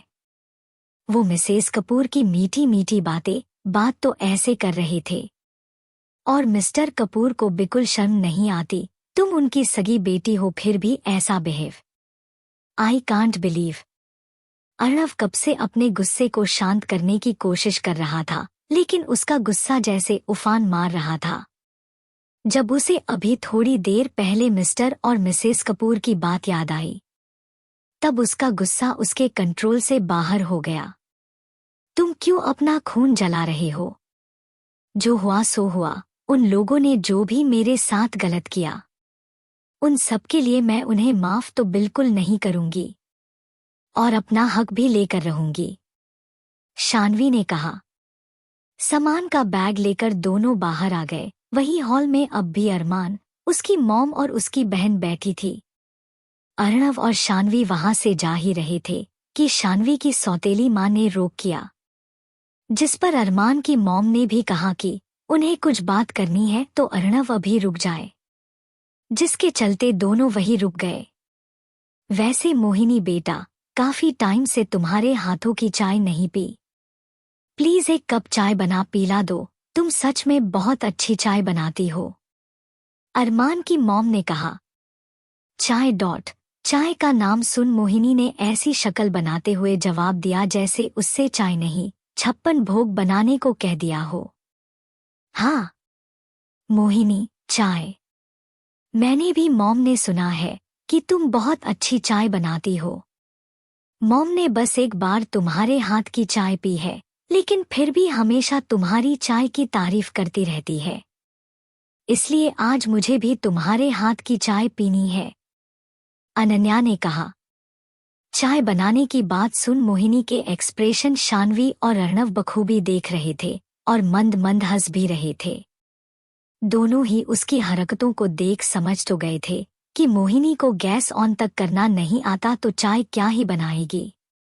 दोनों ने एक दूसरे की तरफ देखकर सरनामे हिला दिया, लेकिन उन्होंने ध्यान नहीं दिया कि कोई उन दोनों को काफी देर से देख रहा था। हाँ, जाओ बेटा, चाय बना लाओ। शान्वी बेटा, तुम जरा अपनी बहन की मदद कर दो। वो क्या है ना कि उसकी तबीयत कुछ खबर है, तो तुम जरा मदद कर दो। जाओ दोनों। शान्वी की सौतेली मां ने जबरन हंसते हुए शान्वी को मोहिनी की मदद करने को कहा। हाउ स्वीट मिसेस कपूर, इतना मीठा, आप इतनी चाशनी का इस्तेमाल मत किया कीजिए, कहीं आपको डायबिटीज ना हो जाए। और मैं मोहिनी दीदी की मदद कैसे कर सकती हूँ, मुझे तो कुछ आता ही नहीं, शान्वी ने बेफिक्री ने जवाब दिया। मैंने तुम्हें बस सामना ढूंढ कर देने को कहा है बेटा, शान्वी की सौतेली मां ने जबरन अपने दांत देखते हुए कहा। ओह, ऐसा तो अनन्या हेल्प कर देगी, सामान ढूंढ कर ही तो देना है।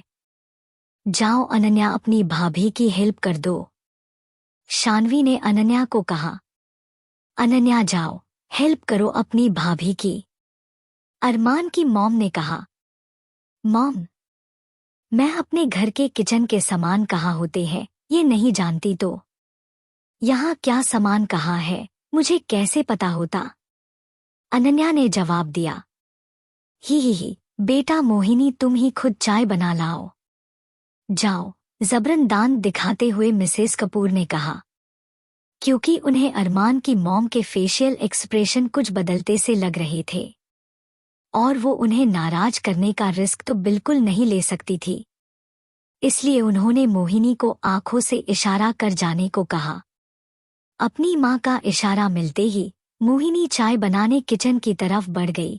किचन में जाकर उसे जो जैसा समझ आया उसने वैसे ही चाय बना दी। बेचारी की खराब किस्मत की आज उसकी मॉम ने सर्वेंट को जल्दी भेज दिया था। चाय को लेकर वो बाहर आई, उसने जैसे ही टेबल पर रखी सबकी नजर चाय पर थी। इसे गैस चालू करना नहीं आया, बस इलेक्ट्रिक चूल्हे का इस्तेमाल की। बाकी उसकी चाय बनाने से लेकर चाय निकलते कैसे है, इन सब में गूगल व यूट्यूब बाबा ने सहायता की। वो चाय काम और काढ़ा ज्यादा लग रहा था। अर्णव ने अपने बगल में बैठे शान्वी के कान के करीब जाकर पूछा, क्या तुम्हें चाय बनानी आती है? हाँ। पर क्यों पूछ रहे हो, शान्वी ने जवाब देकर अर्णव से दोबारा सवाल किया। यार शान्वी यहाँ सबको चाय की बात करते और चाय को देख अब मेरा भी मन चाय पीने का कर रहा है। प्लीज मेरे लिए एक और साथ ही अपने लिए भी चाय बना लाओ। अर्णव ने अंगड़ाई लेते हुए शान्वी से चाय लाने को कहा।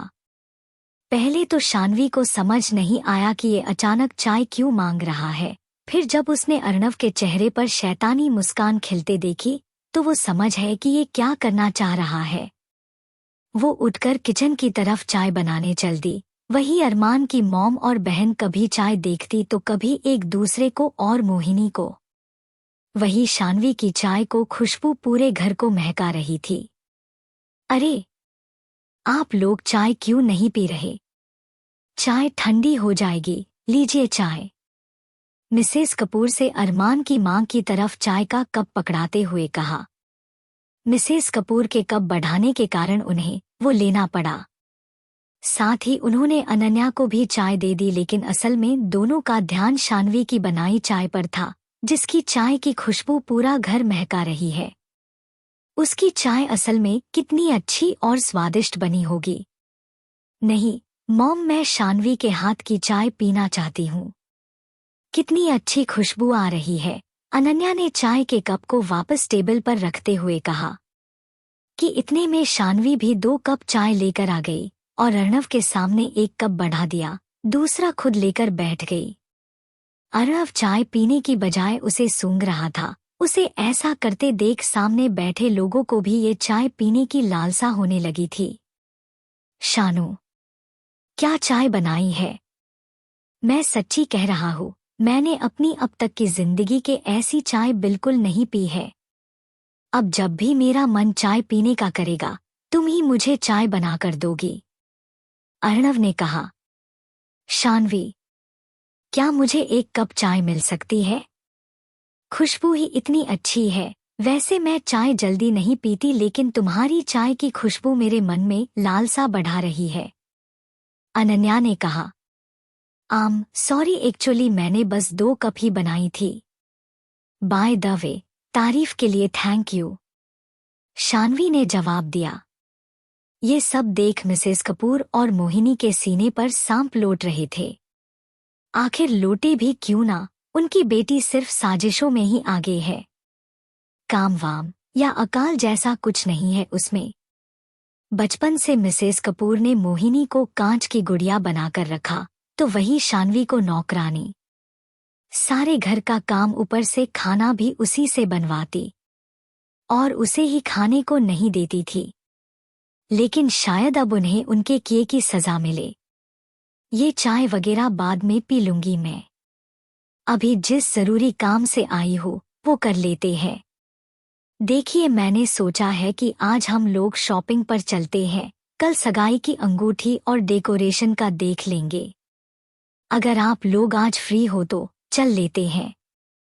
शाम में मैं चाहती हूँ अरमान और मोहिनी के कपड़े से लेकर रिंग सब कुछ एक जैसे हो, अरमान की मॉम ने कहा। आइडिया अच्छा है बहन जी, शाम तक मोनी और मीना भी आ जाएंगे तो सब मिलकर शॉपिंग कर लेंगे। वैसे कनक कब तक आएगी? आखिर उनके बड़े भतीजे की सगाई है तो उन्हें भी तो शॉपिंग करनी होगी, मिसेस कपूर ने कहा। कनक और बच्चे भी शाम तक आ जाएंगे तो तय रहा हम लोग शाम में ही शॉपिंग पर चलेंगे। मोहिनी बेटा, तुम्हें जो लेना हो बेफिक्र होकर लेना। तुम्हारी सगाई की हर चीज का खर्चा हम खुद करेंगे। अरमान, आप भी शाम को फ्री होकर आ जाना, अरमान की मॉम ने कहा। शानवी और अर्णव ने सब देख अब थक चुके थे, लेकिन अर्णव मोनी का नाम सुन कुछ परेशान सा नजर आने लगा था, जिसे शानवी बखूबी समझ है थी। लेकिन उसने उससे बाद में बात करने की सोची और उठकर चाय के कप किचन में रखकर मिस्टर कपूर के सामने खड़ी होकर कहा,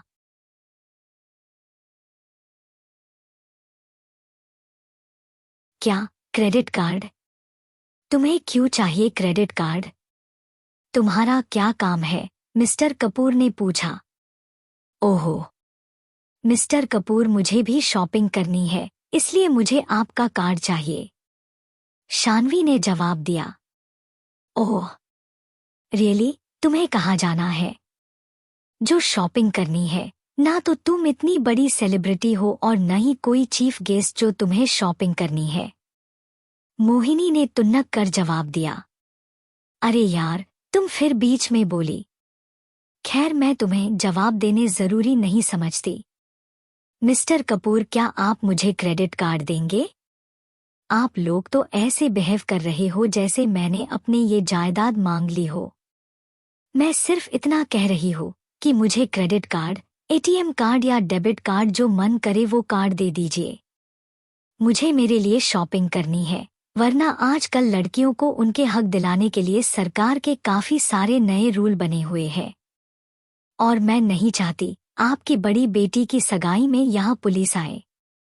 शान्वी ने आखिर की बात मिस्टर कपूर के कान में कही, जो वहां बैठे किसी और को समझ नहीं आई। ये लो कार्ड। कुछ भी बकवास करने की जरूरत नहीं है। तुम्हें हमने पैसे देने से मना नहीं किया, बस रीजन पूछा था। खैर ये लो कार्ड, इसकी लिमिट तुम्हारी सोच से काफी ज्यादा है, जिसे खुद खर्च ही नहीं कर लोगी।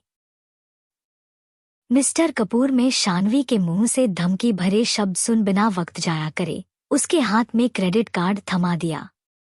डैड मोहिनी कुछ बोलती, लेकिन मिस्टर कपूर में अपनी आंख दिखाकर उसे चुप रहने का इशारा कर दिया। शान्वी और अर्णव वहां से चले गए थे। बाहर आने के बाद शान्वी ने अर्णव से मोनी के बारे में पूछा, लेकिन उसने कोई जवाब नहीं दिया। कहीं न कहीं वो अब भी उससे नाराज था। दोस्ती का रूल जो तोड़ा था उसने। दोस्त सिर्फ खुशी में नहीं, गुम में भी साथ होते हैं। लेकिन ये बात शान्वी में नहीं समझी। लेकिन शान्वी ने भी अर्णव को मानने का सोच लिया था। अब हम भी चलते हैं। अगर मोनी वगैरह आ जाए तो घर लेकर जरूर आना। हम सब साथ में चलेंगे, अरमान की मॉम ने कहा। सबके जाने के बाद मोहिनी अपने डैड की हरकत पर गुस्से में पर पटकती हुई चली गई। कहीं का कहीं उसके गुस्सा अपने का रीजन कार्ड था।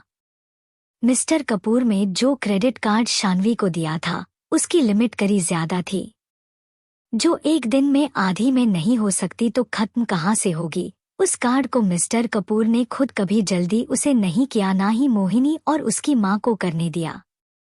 लेकिन आज गलती से ही सही उन्होंने वो कार्ड शान्वी को थमा दिया। इधर शान्वी अर्णव के रूम में आकर शान्वी बॉडी की ऑनर का सामान सही से रख रही थी। उसने अब तक किसी सामान को नहीं देखा था, लेकिन अब उसके मन में लालसा होने लगी थी दिखने की। काफी देर खुद को रोकने के बावजूद भी वो रह न सकी और फोटो एल्बम को देखने लगी। एल्बम में शान्वी की बचपन की फोटो थी। वो फोटो पलट पलट कर देख रही थी। कहीं पर एक छोटी बच्ची की फोटो थी, तो कहीं पर एक औरत में एक बच्ची थी। ये शायद शान्वी और उसको मॉम को तस्वीर थी। शान्वी उन फोटो को देख ही रही थी। फोटो के बीच में एक फोटो देख तो उसकी आंखें हैरानी में बड़ी हो है। वो उस फोटो को अपलक देखा रही थी, जैसे इसकी उसे उम्मीद नहीं थी।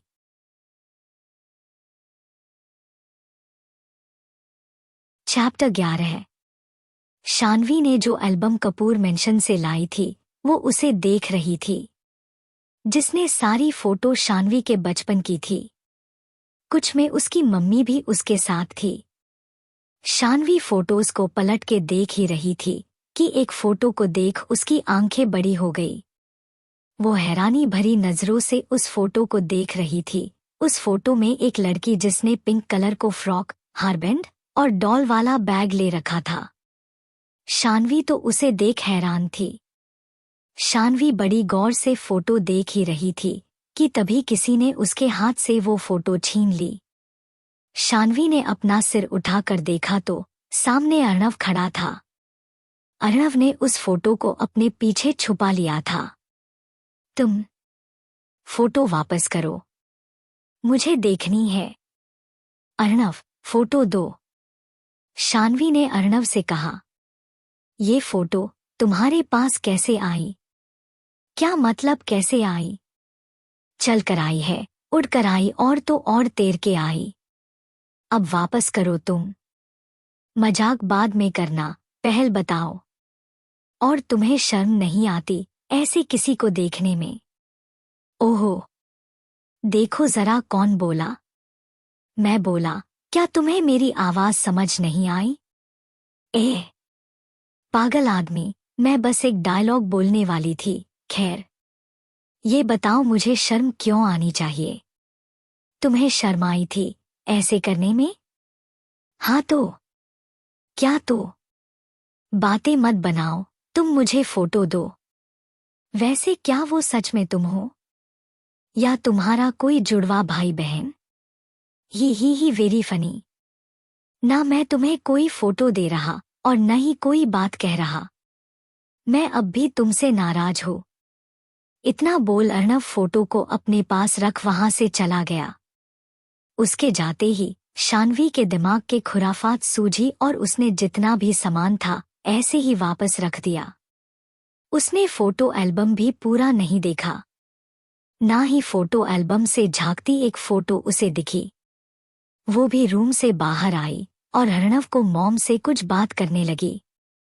एक आलीशान कमरा जिसमें सारी महंगी और एक्सपेंसिव चीज ही थी। उस कमरे में लाइट नहीं जल रही थी, वहां पर उजाला सिर्फ सूरज की रोशनी जो बालकनी से होकर अंदर आ रही थी उससे हो रहा था। सफेद संगमर से बना वो कमरा सूरज की रोशनी में जगमगा रहा था। वही उस कमरे में एक 46-47 साल का आदमी खड़ा था। उस आदमी ने खुद को इतना अच्छा मेंटेन कर रखा था कि उसकी उम्र 35 से भी कम लगती थी। वो आदमी बालकनी के गेट के पास खड़ा होकर किसी सोच में गुम था कि तभी उसके कानों में किसी के जूतों की आवाज सुनाई दी। आवाज सुन उस आदमी ने पलट कर देखा तो एक नौजवान लड़का खड़ा था। वो आदमी जितनी रोशनी में खड़ा था तो वही वो लड़का अंधेरे में। उसका चेहरा भी नजर नहीं आ रहा था, सिवाय उसके हाथ में बंधे उन काले मोतियों के ब्रेसलेट के। वो ब्रेसलेट काले मोतियों से नाम हुआ था, बस उनके बीच में एक अल्फाबेट का लेटर भी था जो उल्टा होने की वजह से दिख नहीं रहा था। वही वो लड़का वहां खड़े होकर अपने सामने खड़े आदमी से कहता है, क्या आप अब भी वहां नहीं जाना चाहेंगे? क्या आपका कोई हक नहीं, कोई रिश्ता नहीं? रिश्ता हक तो काफी साल पहले खत्म हो गया है, मगर तुम चिंता मत करो, इस बार हम वहां जरूर जाएंगे। ठीक है, मैं तैयार करवाता हूँ। कब तक यूं ही अपना हाले दिल छुपाते फिरोगे? कब तक यूं ही दूर से उसकी खैर लेते रहोगे? जानता हो तुम वहां उसकी वजह से जाना चाहते हो, उसे देखकर सुकून पाना चाहते हो। क्यों उसे बता नहीं देते? क्यों खुद को भी तकलीफ देते हो? मैं श्योर नहीं हूँ, लेकिन मुझे लगता है वही है जिसके लिए तुम बेचैन हो। मुझे ना सही मगर उसे तो बता ही दो। कहीं वक्त की गाड़ी तुम्हारे हाथ से निकल जाए और वो किसी और की हो जाए। उम्मीद करता हूँ अब तुम कहीं नहीं जाओगे। नहीं, इस बार मैं कहीं नहीं जाऊंगा, यही रहूंगा उसके पास, आपके पास। मैं कभी कुछ बोला नहीं, सिर्फ आपके लिहाज से, लेकिन इस बार चीजें बहुत खराब रही। मैं हर उस शख्स को बर्बाद कर दूंगा जो उसकी तरफ आंख भी उठाकर देखेगा। वो सिर्फ मेरी होगी, किसी और का मैं उसे ख्वाब न बनने दूं। जिंदगी का हिस्सा तो दूर की बात है। चिंता मत कीजिए, उसे बताने के बाद मैं आपके भी डाउट्स क्लियर कर दूंगा। इस बार वो मुझसे मिलेगी भी और मेरा हाल दिल सुनेगी भी। वैसे आपके तुक्के काफी हद तक सही है। उस लड़के की आवाज में गुस्सा साफ सुनाई दे रहा था, मगर आखिर को ने कहते हुए उसकी आवाज में नरमी आ गई थी। इतना बोल वो लड़का वहां से चला गया तो वही वो आदमी दोबारा किसी सोच के गुम हो गया। वही शान्वी ने अर्णव की मॉम से कुछ बात करके किचन को तरफ चली गई थी। लंच टाइम हो चुका था। आज अरमान घर से ही काम कर रहा था ताकि उसे बार बार आना जाना ना करना पड़े। अर्णव भी बाहर से आ गया था। सब आकर अपनी अपनी जगह पर बैठ गए। अर्णव की मॉम और एक मेड ने सबको खाना परोसा। तभी अर्णव ने ध्यान दिया शान्वी यहाँ नहीं है। उसे उसकी सेहत की फिक्र होने लगी। उसने तुरंत अपनी मॉम से पूछे, मॉम, शानू कहाँ है? क्या उसकी तबीयत खराब है? कहीं वो सो तो नहीं गई? ना ही वो सोई है और न ही उसकी तबीयत खराब है। उसकी तबीयत अब खराब हो भी नहीं सकती, आखिर तुम जो उसका ख्याल रख रहे हो। मॉम, मेरी तारीफ बाद में आराम से करना, अभी आप बताओ शानू है कहाँ? शानू यहाँ है। शानवी की आवाज सुन अर्णव से मुड़कर देखा तो शानवी किचन से बाहर आ रही थी। उसके हाथ में डिश भी थी। अर्णव शानवी को देखते ही तुरंत कुर्सी से उठ शानवी के सामने जाकर खड़ा हो गया और जब उसने देखा ये किचन में थी तो उससे सवाल करने लगा, तुम किचन में क्या कर रही थी? जानती हो ना अभी तबीयत ठीक नहीं हुई है तुम्हारी, फिर क्यों उछल कूद मचा रही हो? क्या इस घर के सर्वेंट्स छुट्टी पर गए हुए हैं जो तुम्हें किचन में काम करना पड़ रहा है? ऐसे ही ना जाने वो बिना उससे जवाब लिए बस सवाल करता रहा। तो वही शानवी, अर्णव की मॉम और डैड उसके इतने सवाल करने की स्पीड देख रहे थे, साथ ही मंद मंद हंस भी रहे थे। बोलते बोलते अर्णव ने रियलाइज किया कि शानवी को कुछ कहना तो दूर उसकी बात पर गौर भी नहीं कर रही। ये देख वो चुप हो गया। उसके रुकते ही शानवी बोली, हो गया सीआईडी ऑफिसर, कितना बोले तुम अभी? मुंह दर्द नहीं किया क्या तुम्हारा? बातें मत बदलो, जो पूछा है उसका जवाब दो। तुम मुझसे सवाल कर रहे हो, इसका मतलब तुम अब गुस्सा नहीं हो। एक बात याद रखना, मेरा गुस्सा मेरी नाराजगी कभी इतनी नहीं बढ़ सकती जो मुझे तुम्हारा ख्याल रखने से रोक सके। अब बताओ किचन में क्या कर रही थी? तुम्हारी बात का मतलब है कि अब तुम मुझसे नाराज नहीं हो? नहीं हो ना? नाराज तो मैं अब भी हूँ। पक्का नाराज हो? हाँ हो। इतना बोल अर्णव शानवी की तरफ पीट कर अपने दोनों हाथों को आपस में फोल्ड कर खड़ा हो गया। आंटी अब जब ये गुस्सा है तो ये तो हमारे साथ खाएगा नहीं, तो हम लोगों ही खा लेते हैं। कुछ खाने का है। ये बात सुनकर भी अर्णव शानवी की तरफ नहीं मुड़ा, लेकिन जैसे ही शानवी ने डिश पर से ढक्कन हटाया अर्णव तुरंत उसकी तरफ मुड़कर देखने लगा। उसकी हरकत देख शानवी को हंसी आने लगी थी। अर्णव ने बिना वक्त गवाए तुरंत शानवी के हाथ से वो डिश ले ली, फिर उसकी खुशबू लेने लगा। उस डिश में खीर थी तो अर्णव को बहुत पसंद थी। शानवी ने अर्णव की हरकत देखी तो उसे पक्का यकीन हो गया था, ये लड़का खीर का कितना बड़ा फैन है। अचानक शानवी का ध्यान अर्णव की पॉकेट की तरफ गया, जहां से वही फोटो दिख रही थी। शानवी ने मौका देख आराम से वो फोटो निकल ली और अर्णव को तो कुछ पता ही नहीं चला। अर्णव खीर खाता उससे पहले ही शानवी ने उससे वो छीन ली।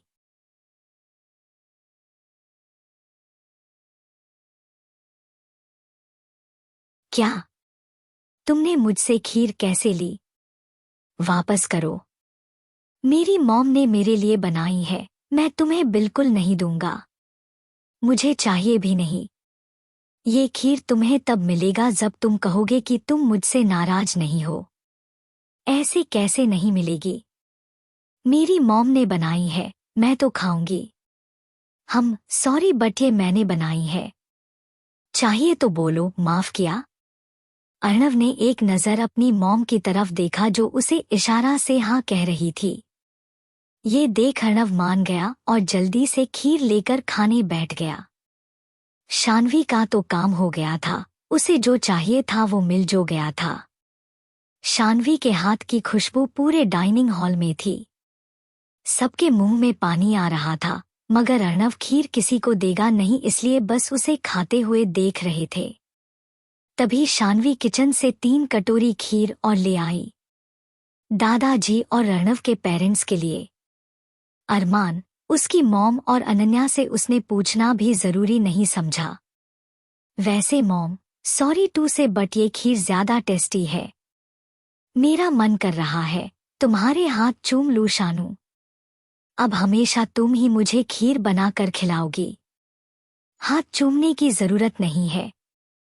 तुम मुझे कुछ गिफ्ट दे सकते हो। पक्का? जो तुम कहोगी। शाम में रेडी रहना, फिर हम शॉपिंग पर चलेंगे। सबने खाना और अर्णव सिर्फ खीर खा रहा था। शानवी को अर्णव से कैसे भी करके वो फोटो लेनी थी, क्योंकि शानवी उस फोटो को सही से देख नहीं पाई थी। कुछ तो था उस फोटो में भी जिस पर शान्वी को एक नजर पड़ी थी, मगर उसको कन्फर्म करना था। बस इसलिए उसने ऐसे फोटो लेने का प्लान किया। सबके खाना खा लेने के बाद अर्णव और शान्वी भी रूम में आ गए। अर्णव जैसे ही अपने स्टडी रूम में गया, वैसे ही शान्वी उस फोटो को लेकर बालकनी में चली आई। वो फोटो को बसे गौर से देख रही थी।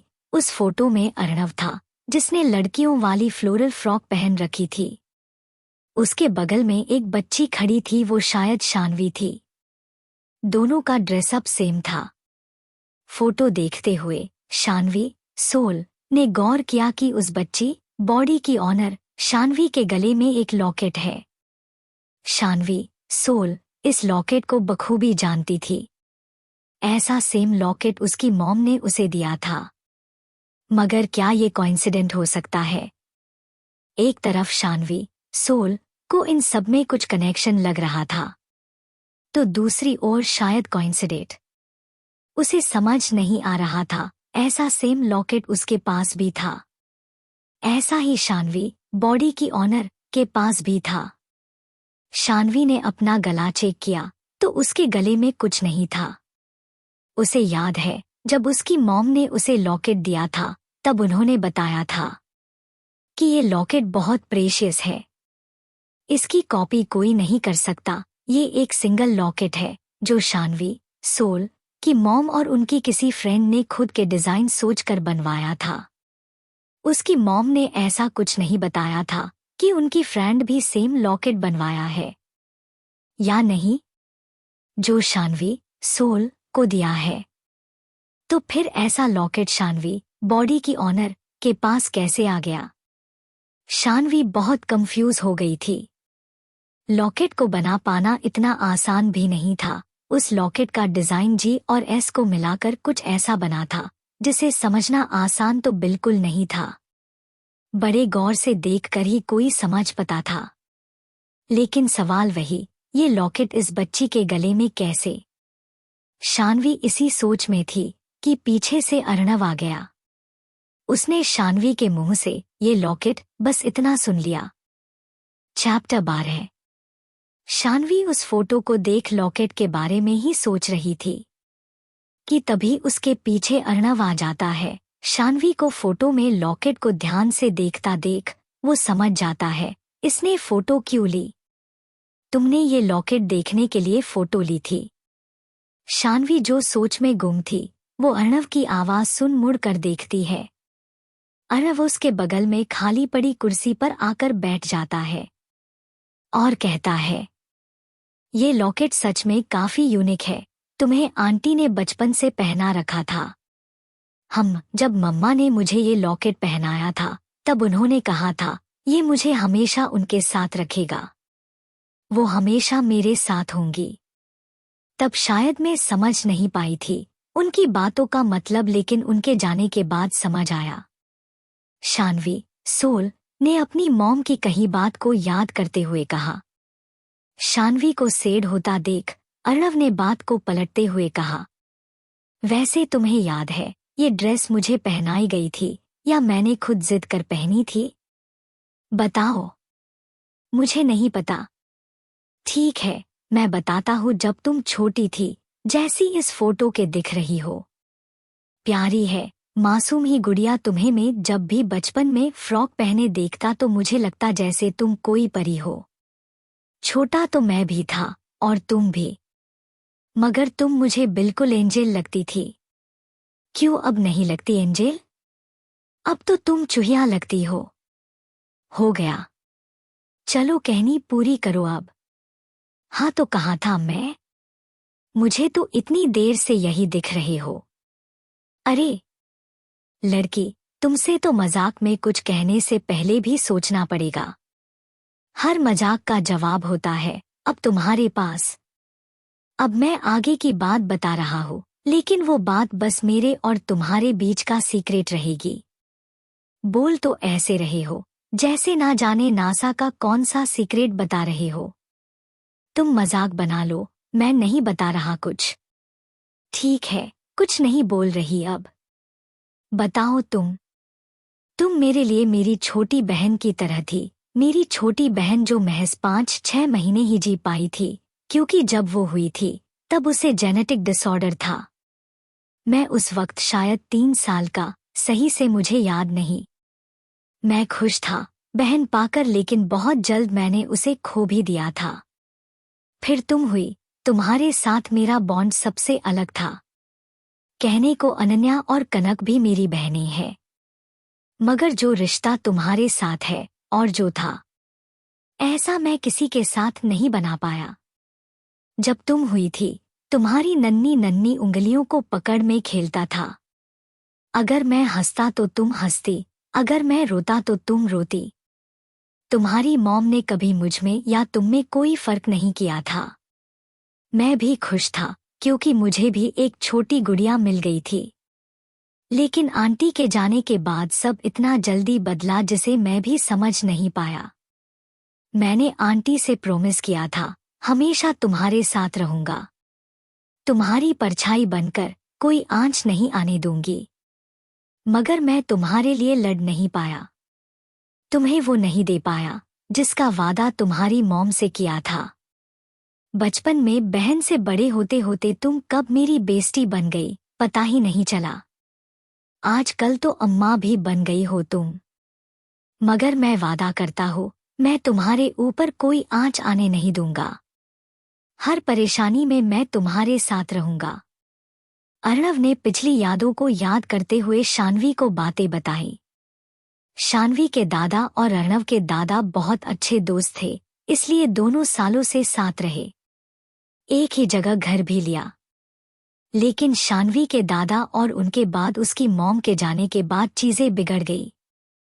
क्या, कैसे, क्यों, इतना मालूम नहीं, क्योंकि शान्वी भी बच्ची थी और अर्णव भी। मगर अब सारी बातों को समझना होगा, जानना होगा। अर्णव को बात सुन शान्वी ने महसूस किया, उसके दिल में अर्णव के लिए किसी लवर की फीलिंग नहीं थी। शुरू में हॉस्पिटल में जब वो पहली बार अर्णव को देखी थी, तो एक बार को उसे लगा था शायद ये उसका हमसफर हो, मगर बीतते वक्त के साथ शान्वी के महसूस किया, उसके दिल में अर्णव के लिए प्यार, फिक्र, इज्जत है, मगर किसी लवर की तरह नहीं। उसका अर्णव के साथ रिश्ता जो है, बहुत पाक और सच्चे दिल का है। और वैसे भी शान्वी को प्यार वगैरह में नहीं रहना। बीती जिंदगी में खुद से ज्यादा किसी पर यकीन कर न सिर्फ भरोसा टूटा बल्कि अपनी जान भी गंवाई। वो खुश है, इस जन्म में इतना अच्छा दोस्त और भाई मिला है। जब पाक रिश्ते साथ हो तो धोखे के रिश्ते बनाने का क्या मतलब। कहाँ खो गई। एक तो यार तुम पता नहीं कौन से यूनिवर्स से कांटेक्ट करने में लग जाती हो।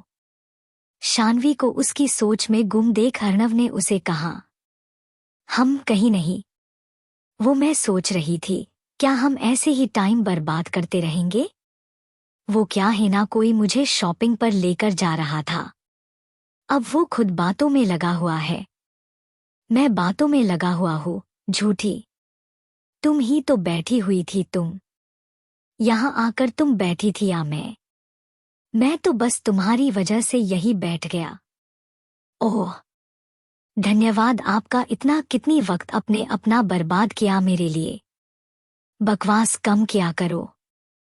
मैंने ऐसा कब कहा कि तुम्हारी वजह से मेरा वक्त बर्बाद हुआ। खैर इन बातों को छोड़ो और मुझसे एक वादा करो। वादा करो, जो मैं कहूँगा तुम मानोगी। पिछली बात हम याद नहीं करेंगे, पहले तुमने क्या सा उसके बारे में भी बात नहीं करेंगे। पहले जो भी तुमने मुझसे झूठ कहा, जो भी बातें छुपाई उसके बारे में, तो अब मैं कुछ नहीं बोलूंगा। लेकिन आगे से ध्यान रहे, तुम मुझसे कुछ नहीं छुपाओगी। चाहे बात अच्छी हो या बुरी, सब मुझे बताया करोगी। दोस्त की तरह हर मुसीबत में साथ दूंगा, तो वही भाई की तरह प्यार करूंगा। इसलिए मुझसे कोई भी झूठ अब तुम नहीं बोलोगी। आई समझ। अर्णव का शान्वी के लिए इतना अपनापन देख उसे अच्छा लगा। उसने अर्णव की बात सुन तुरंत अपना सिर हाँ में हिलाते हुए हामी भर दी। शान्वी खुश थी, उसके पास कोई अपना था। भले ही रिश्ता खून का नहीं थी, लेकिन दिल का तो था। खून का रिश्ता तो उसका भी था, पिछली जिंदगी में, मगर किसी को कोई फर्क नहीं पड़ता था। शानवी, सोल, की पिछली जिंदगी में उसका न कोई छोटा या बड़ा भाई था ना बहन। बस उसकी माँ ही थी जो थी। उनके जाने के बाद तो सब खत्म सा हो गया था। यही शानवी के जिंदगी में भी कोई नहीं था। देखा जाए तो दोनों की जिंदगी के बस इनकी माँ के साथ का रिश्ता मजबूत था, क्योंकि दोनों के ही पापा को की फर्क नहीं पड़ता था। लेकिन अर्णव का इस तरह से उसे अपनी छोटी बहन कहना शानवी को अच्छा लग रहा था। खून का रिश्ता न सही दिल का रिश्ता है, उसका किसी के साथ ये बताने के लिए कोई था उसकी जिंदगी में। वही अर्णव भी शानवी को अपनी बहन मानता था, वो ये बात बोलता भी था। मगर शानवी की माँ के जाने के बाद सब बिगड़ा गया था। उसे तो शानवी से बात भी नहीं करने दी जाती थी। उसने ना शानवी ने और न ही किसी और से इस बारे में कुछ कहा था। मगर आज जब उसने शानवी को अपनी माँ की तस्वीर इतने गौर से देखते हुए देखा, तब उसे लगा शायद जो वादा उसने शानवी यू मॉम से किया है उसे पूरा करना होगा। जब बहन माना है तो अकेला क्यों छोड़ना। इसलिए आज उसने ये बात शानवी से कह दी। ना सिर्फ भाई बहन का रिश्ता बल्कि एक बहुत अच्छे दोस्त का रिश्ता भी था दोनों के बीच। दोनों ही खुश हो गए थे। आखिर अर्णव को अपनी छोटी बहन तो वही शानवी को एक बड़ा भाई मिल गया था। अपना कहने के लिए कोई अब शानवी का भी था। अब इन सबको छोड़ो और चलो शॉपिंग पर नहीं जाना क्या तुम्हें, या ये मेरे कपड़े ही पहन कर रहने का इरादा बना लिया है।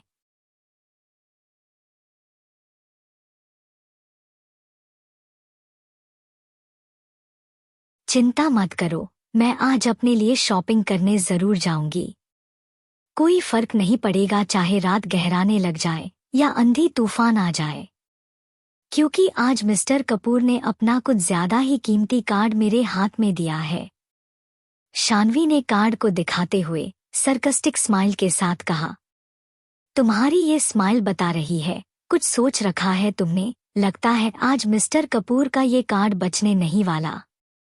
बाप तो सही कही है। अब जब मिस्टर कपूर ने कार्ड दे ही दिया है तो अच्छे से इस्तेमाल तो करना होगा ना।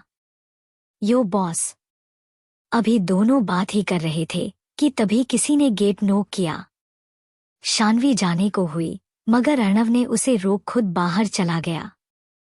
शानवी भी उठकर कमरे में आ गई। अर्णव ने दरवाजा खोला तो एक मेड अपने हाथ में शॉपर लेकर खड़ी थी। उसने वो शॉपर अर्णव के हाथ में दिया और वहां से चली गई। उसके जाने के बाद अर्णव कमरे का दरवाजा बंद कर अंदर आया और वो शॉपर शानवी के सामने कर दिया। शानवी सवालिया नजरों से अर्णव की तरफ देखने लगी। अब पकड़ो इसे। क्या मेरी शक्ल ही देखती रहोगी?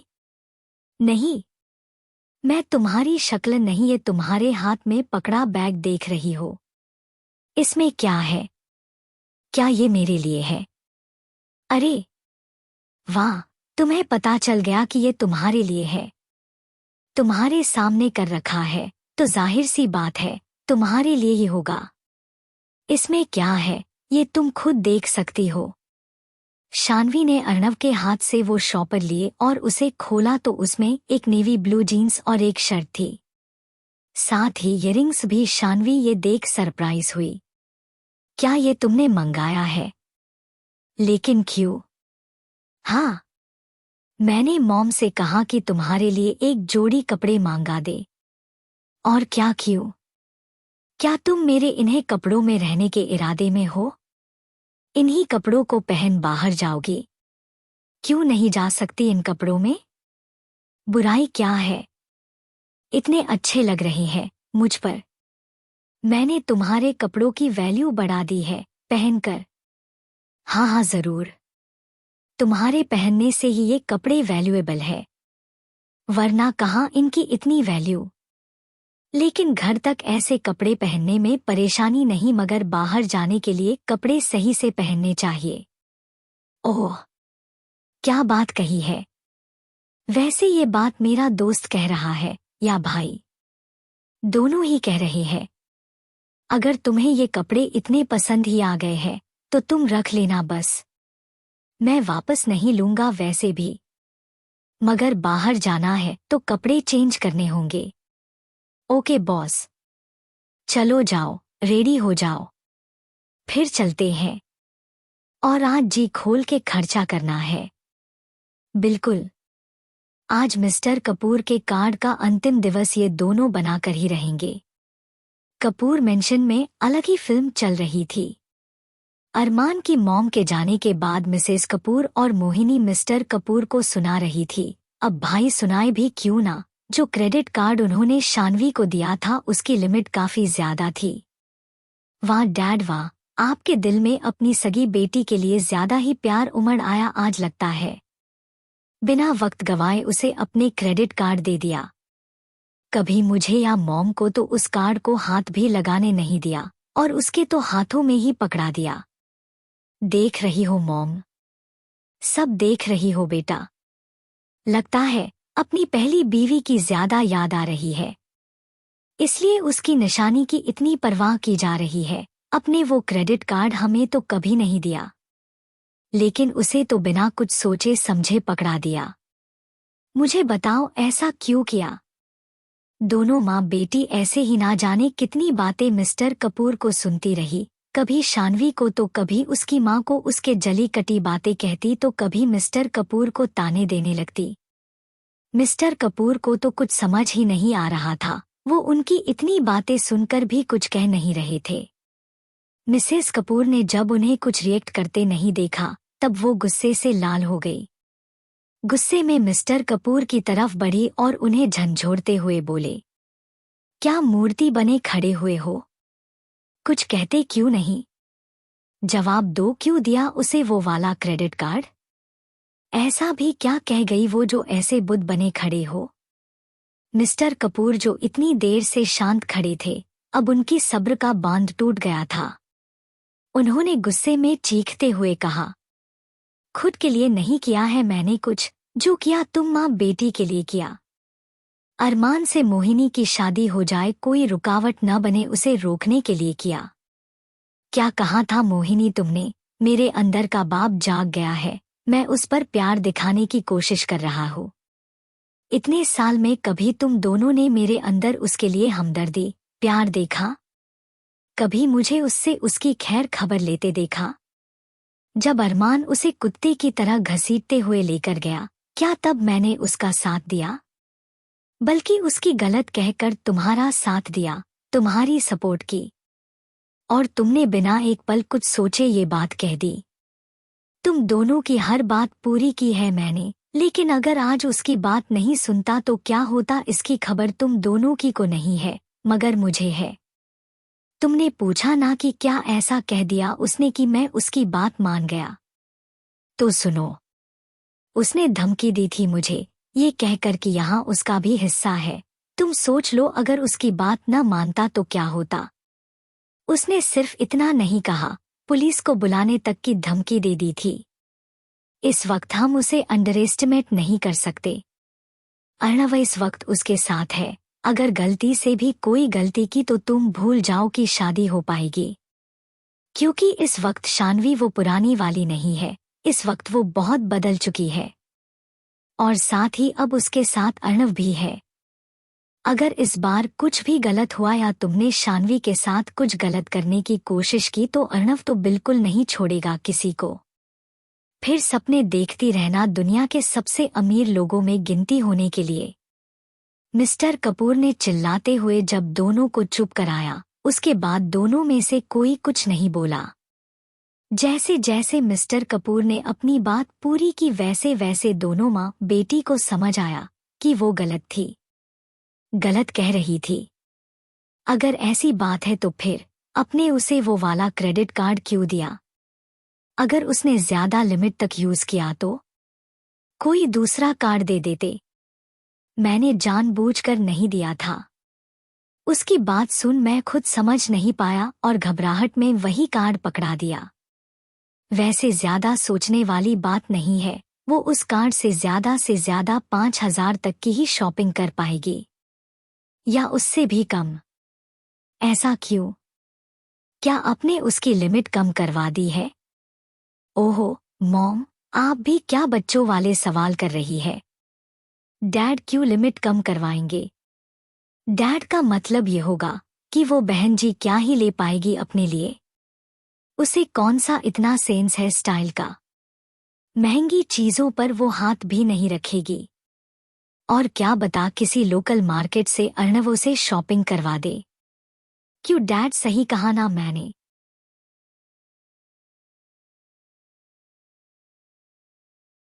बिल्कुल। आई मस्ट से तुम अपनी माँ से ज्यादा समझदार हो रही हो। Thank you dad, and sorry, गुस्से में इतना कुछ बोल दिया था मैंने और मॉम ने आपको। कोई कहीं मेरे बच्चे। चलो ये सब छोड़ो और तुम लोग भी जाकर तैयार हो जाओ। तुम्हें भी तो आज शॉपिंग पर जाना है। जो भी खरीदना महंगे से महंगा और यूनिक ही खरीदना। लोगों को चलना चाहिए कि तुम अब रॉय परिवार की बड़ी बहू बनने वाली हो। Yes dad. बहुत शांत इलाका जहां सिवाय चिड़ियाओं के चहकने की आवाजें गूंज रही थी। इस पेड़ से उस पेड़ पर चिड़ियाएं मानो खेल रही थी। तभी एक काली महंगी कार एक विला के सामने आकर रुकी। ये विला बेहद सुंदर तरीके में बना था। तब उस गाड़ी का दरवाजा खोल एक नौजवान लड़का बाहर निकला। चेहरे पर काला मास्क, माथे पर बिखरे बाल, जिससे उसका चेहरे तो नहीं मगर उसकी वो ओशियन ब्लू आंखें बेहद दिलकश लग रही थी। कार से निकल उस नौजवान लड़के ने पहले अपने सामने कुछ दूरी पर बने विला की तरफ देखा, उसके बाद अपने विला की तरफ बढ़ गया। शानवी अर्णव की मॉम के दिए कपड़े पहनकर तैयार हो गई थी। ब्लू डेनिम जीन्स के ऊपर शर्ट जो उसने जीन्स के अंदर कर रखी थी। कानों में इयरिंग्स पहन वो तैयार थी। मगर एक चीज की कमी थी जो अर्णव को समझ नहीं आ रही थी। वो शानवी को बार बार गोल गोल घूमने को कह उसे सही से देख रहा था, लेकिन कमी क्या थी ये समझ नहीं आ रहा था। बस करो यार तुम। मैं क्या कोई लट्टू हूँ जिसे बार बार घूमने को कह रहे हो? अब नहीं घूम रही, मैं थक गई हूँ। आलसी लड़की, तुम्हें अपने लिए तो घूमने कह नहीं रहा। कुछ काफी है अब भी, बस उसकी का पता करने के लिए बोल रहा हूँ। मगर अब भी समझ नहीं आया, क्या काफी है? हाँ हाँ जरूर, तुम तो सीआईडी से हो, ऐसे गोल गोल घूमने कहकर सुराग ढूंढ लोगे। इतनी देर से तो कुछ समझ आया नहीं तुम्हें, और यकीन मानो तुम्हें कुछ समझ आएगा भी नहीं। ज्यादा मत बोलो। तुम खुद ही बता दो फिर क्या कमी रह गई है।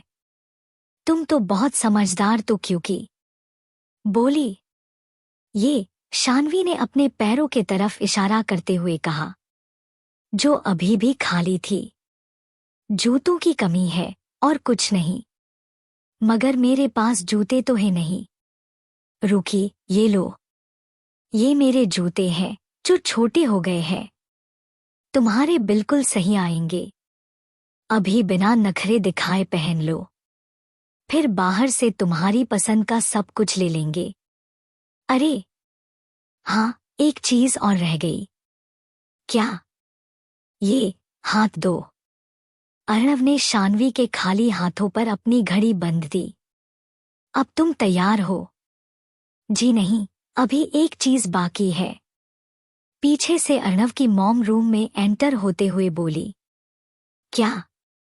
ये उन्होंने अपने हाथों में पकड़ी लिपस्टिक दिखाते हुए कहा। शानू बेटा, इसे लगा ले, फिर तेरा लुक बिल्कुल कंप्लीट हो जाएगा। मेरी कोई बेटी नहीं है, अगर होती तो मैं उसे खुद सजाती, तैयार करती। मैं आपकी बेटी नहीं हूँ। आप मुझे सजा लेना, मुझे तैयार कर लेना, मगर ऐसे सेड मत हो। शानवी ने लिपस्टिक लगाई और अब हो गया था उसका फाइनल लुक भी कंप्लीट हो गया था। अर्णव की मॉम ने उसकी बलाएं लेते हुए कहा, अर्णव जरा मेरी बेटी की प्यारी सी फोटो खींच। फोटो प्यार तब आती है जब बंदा प्यारा हो।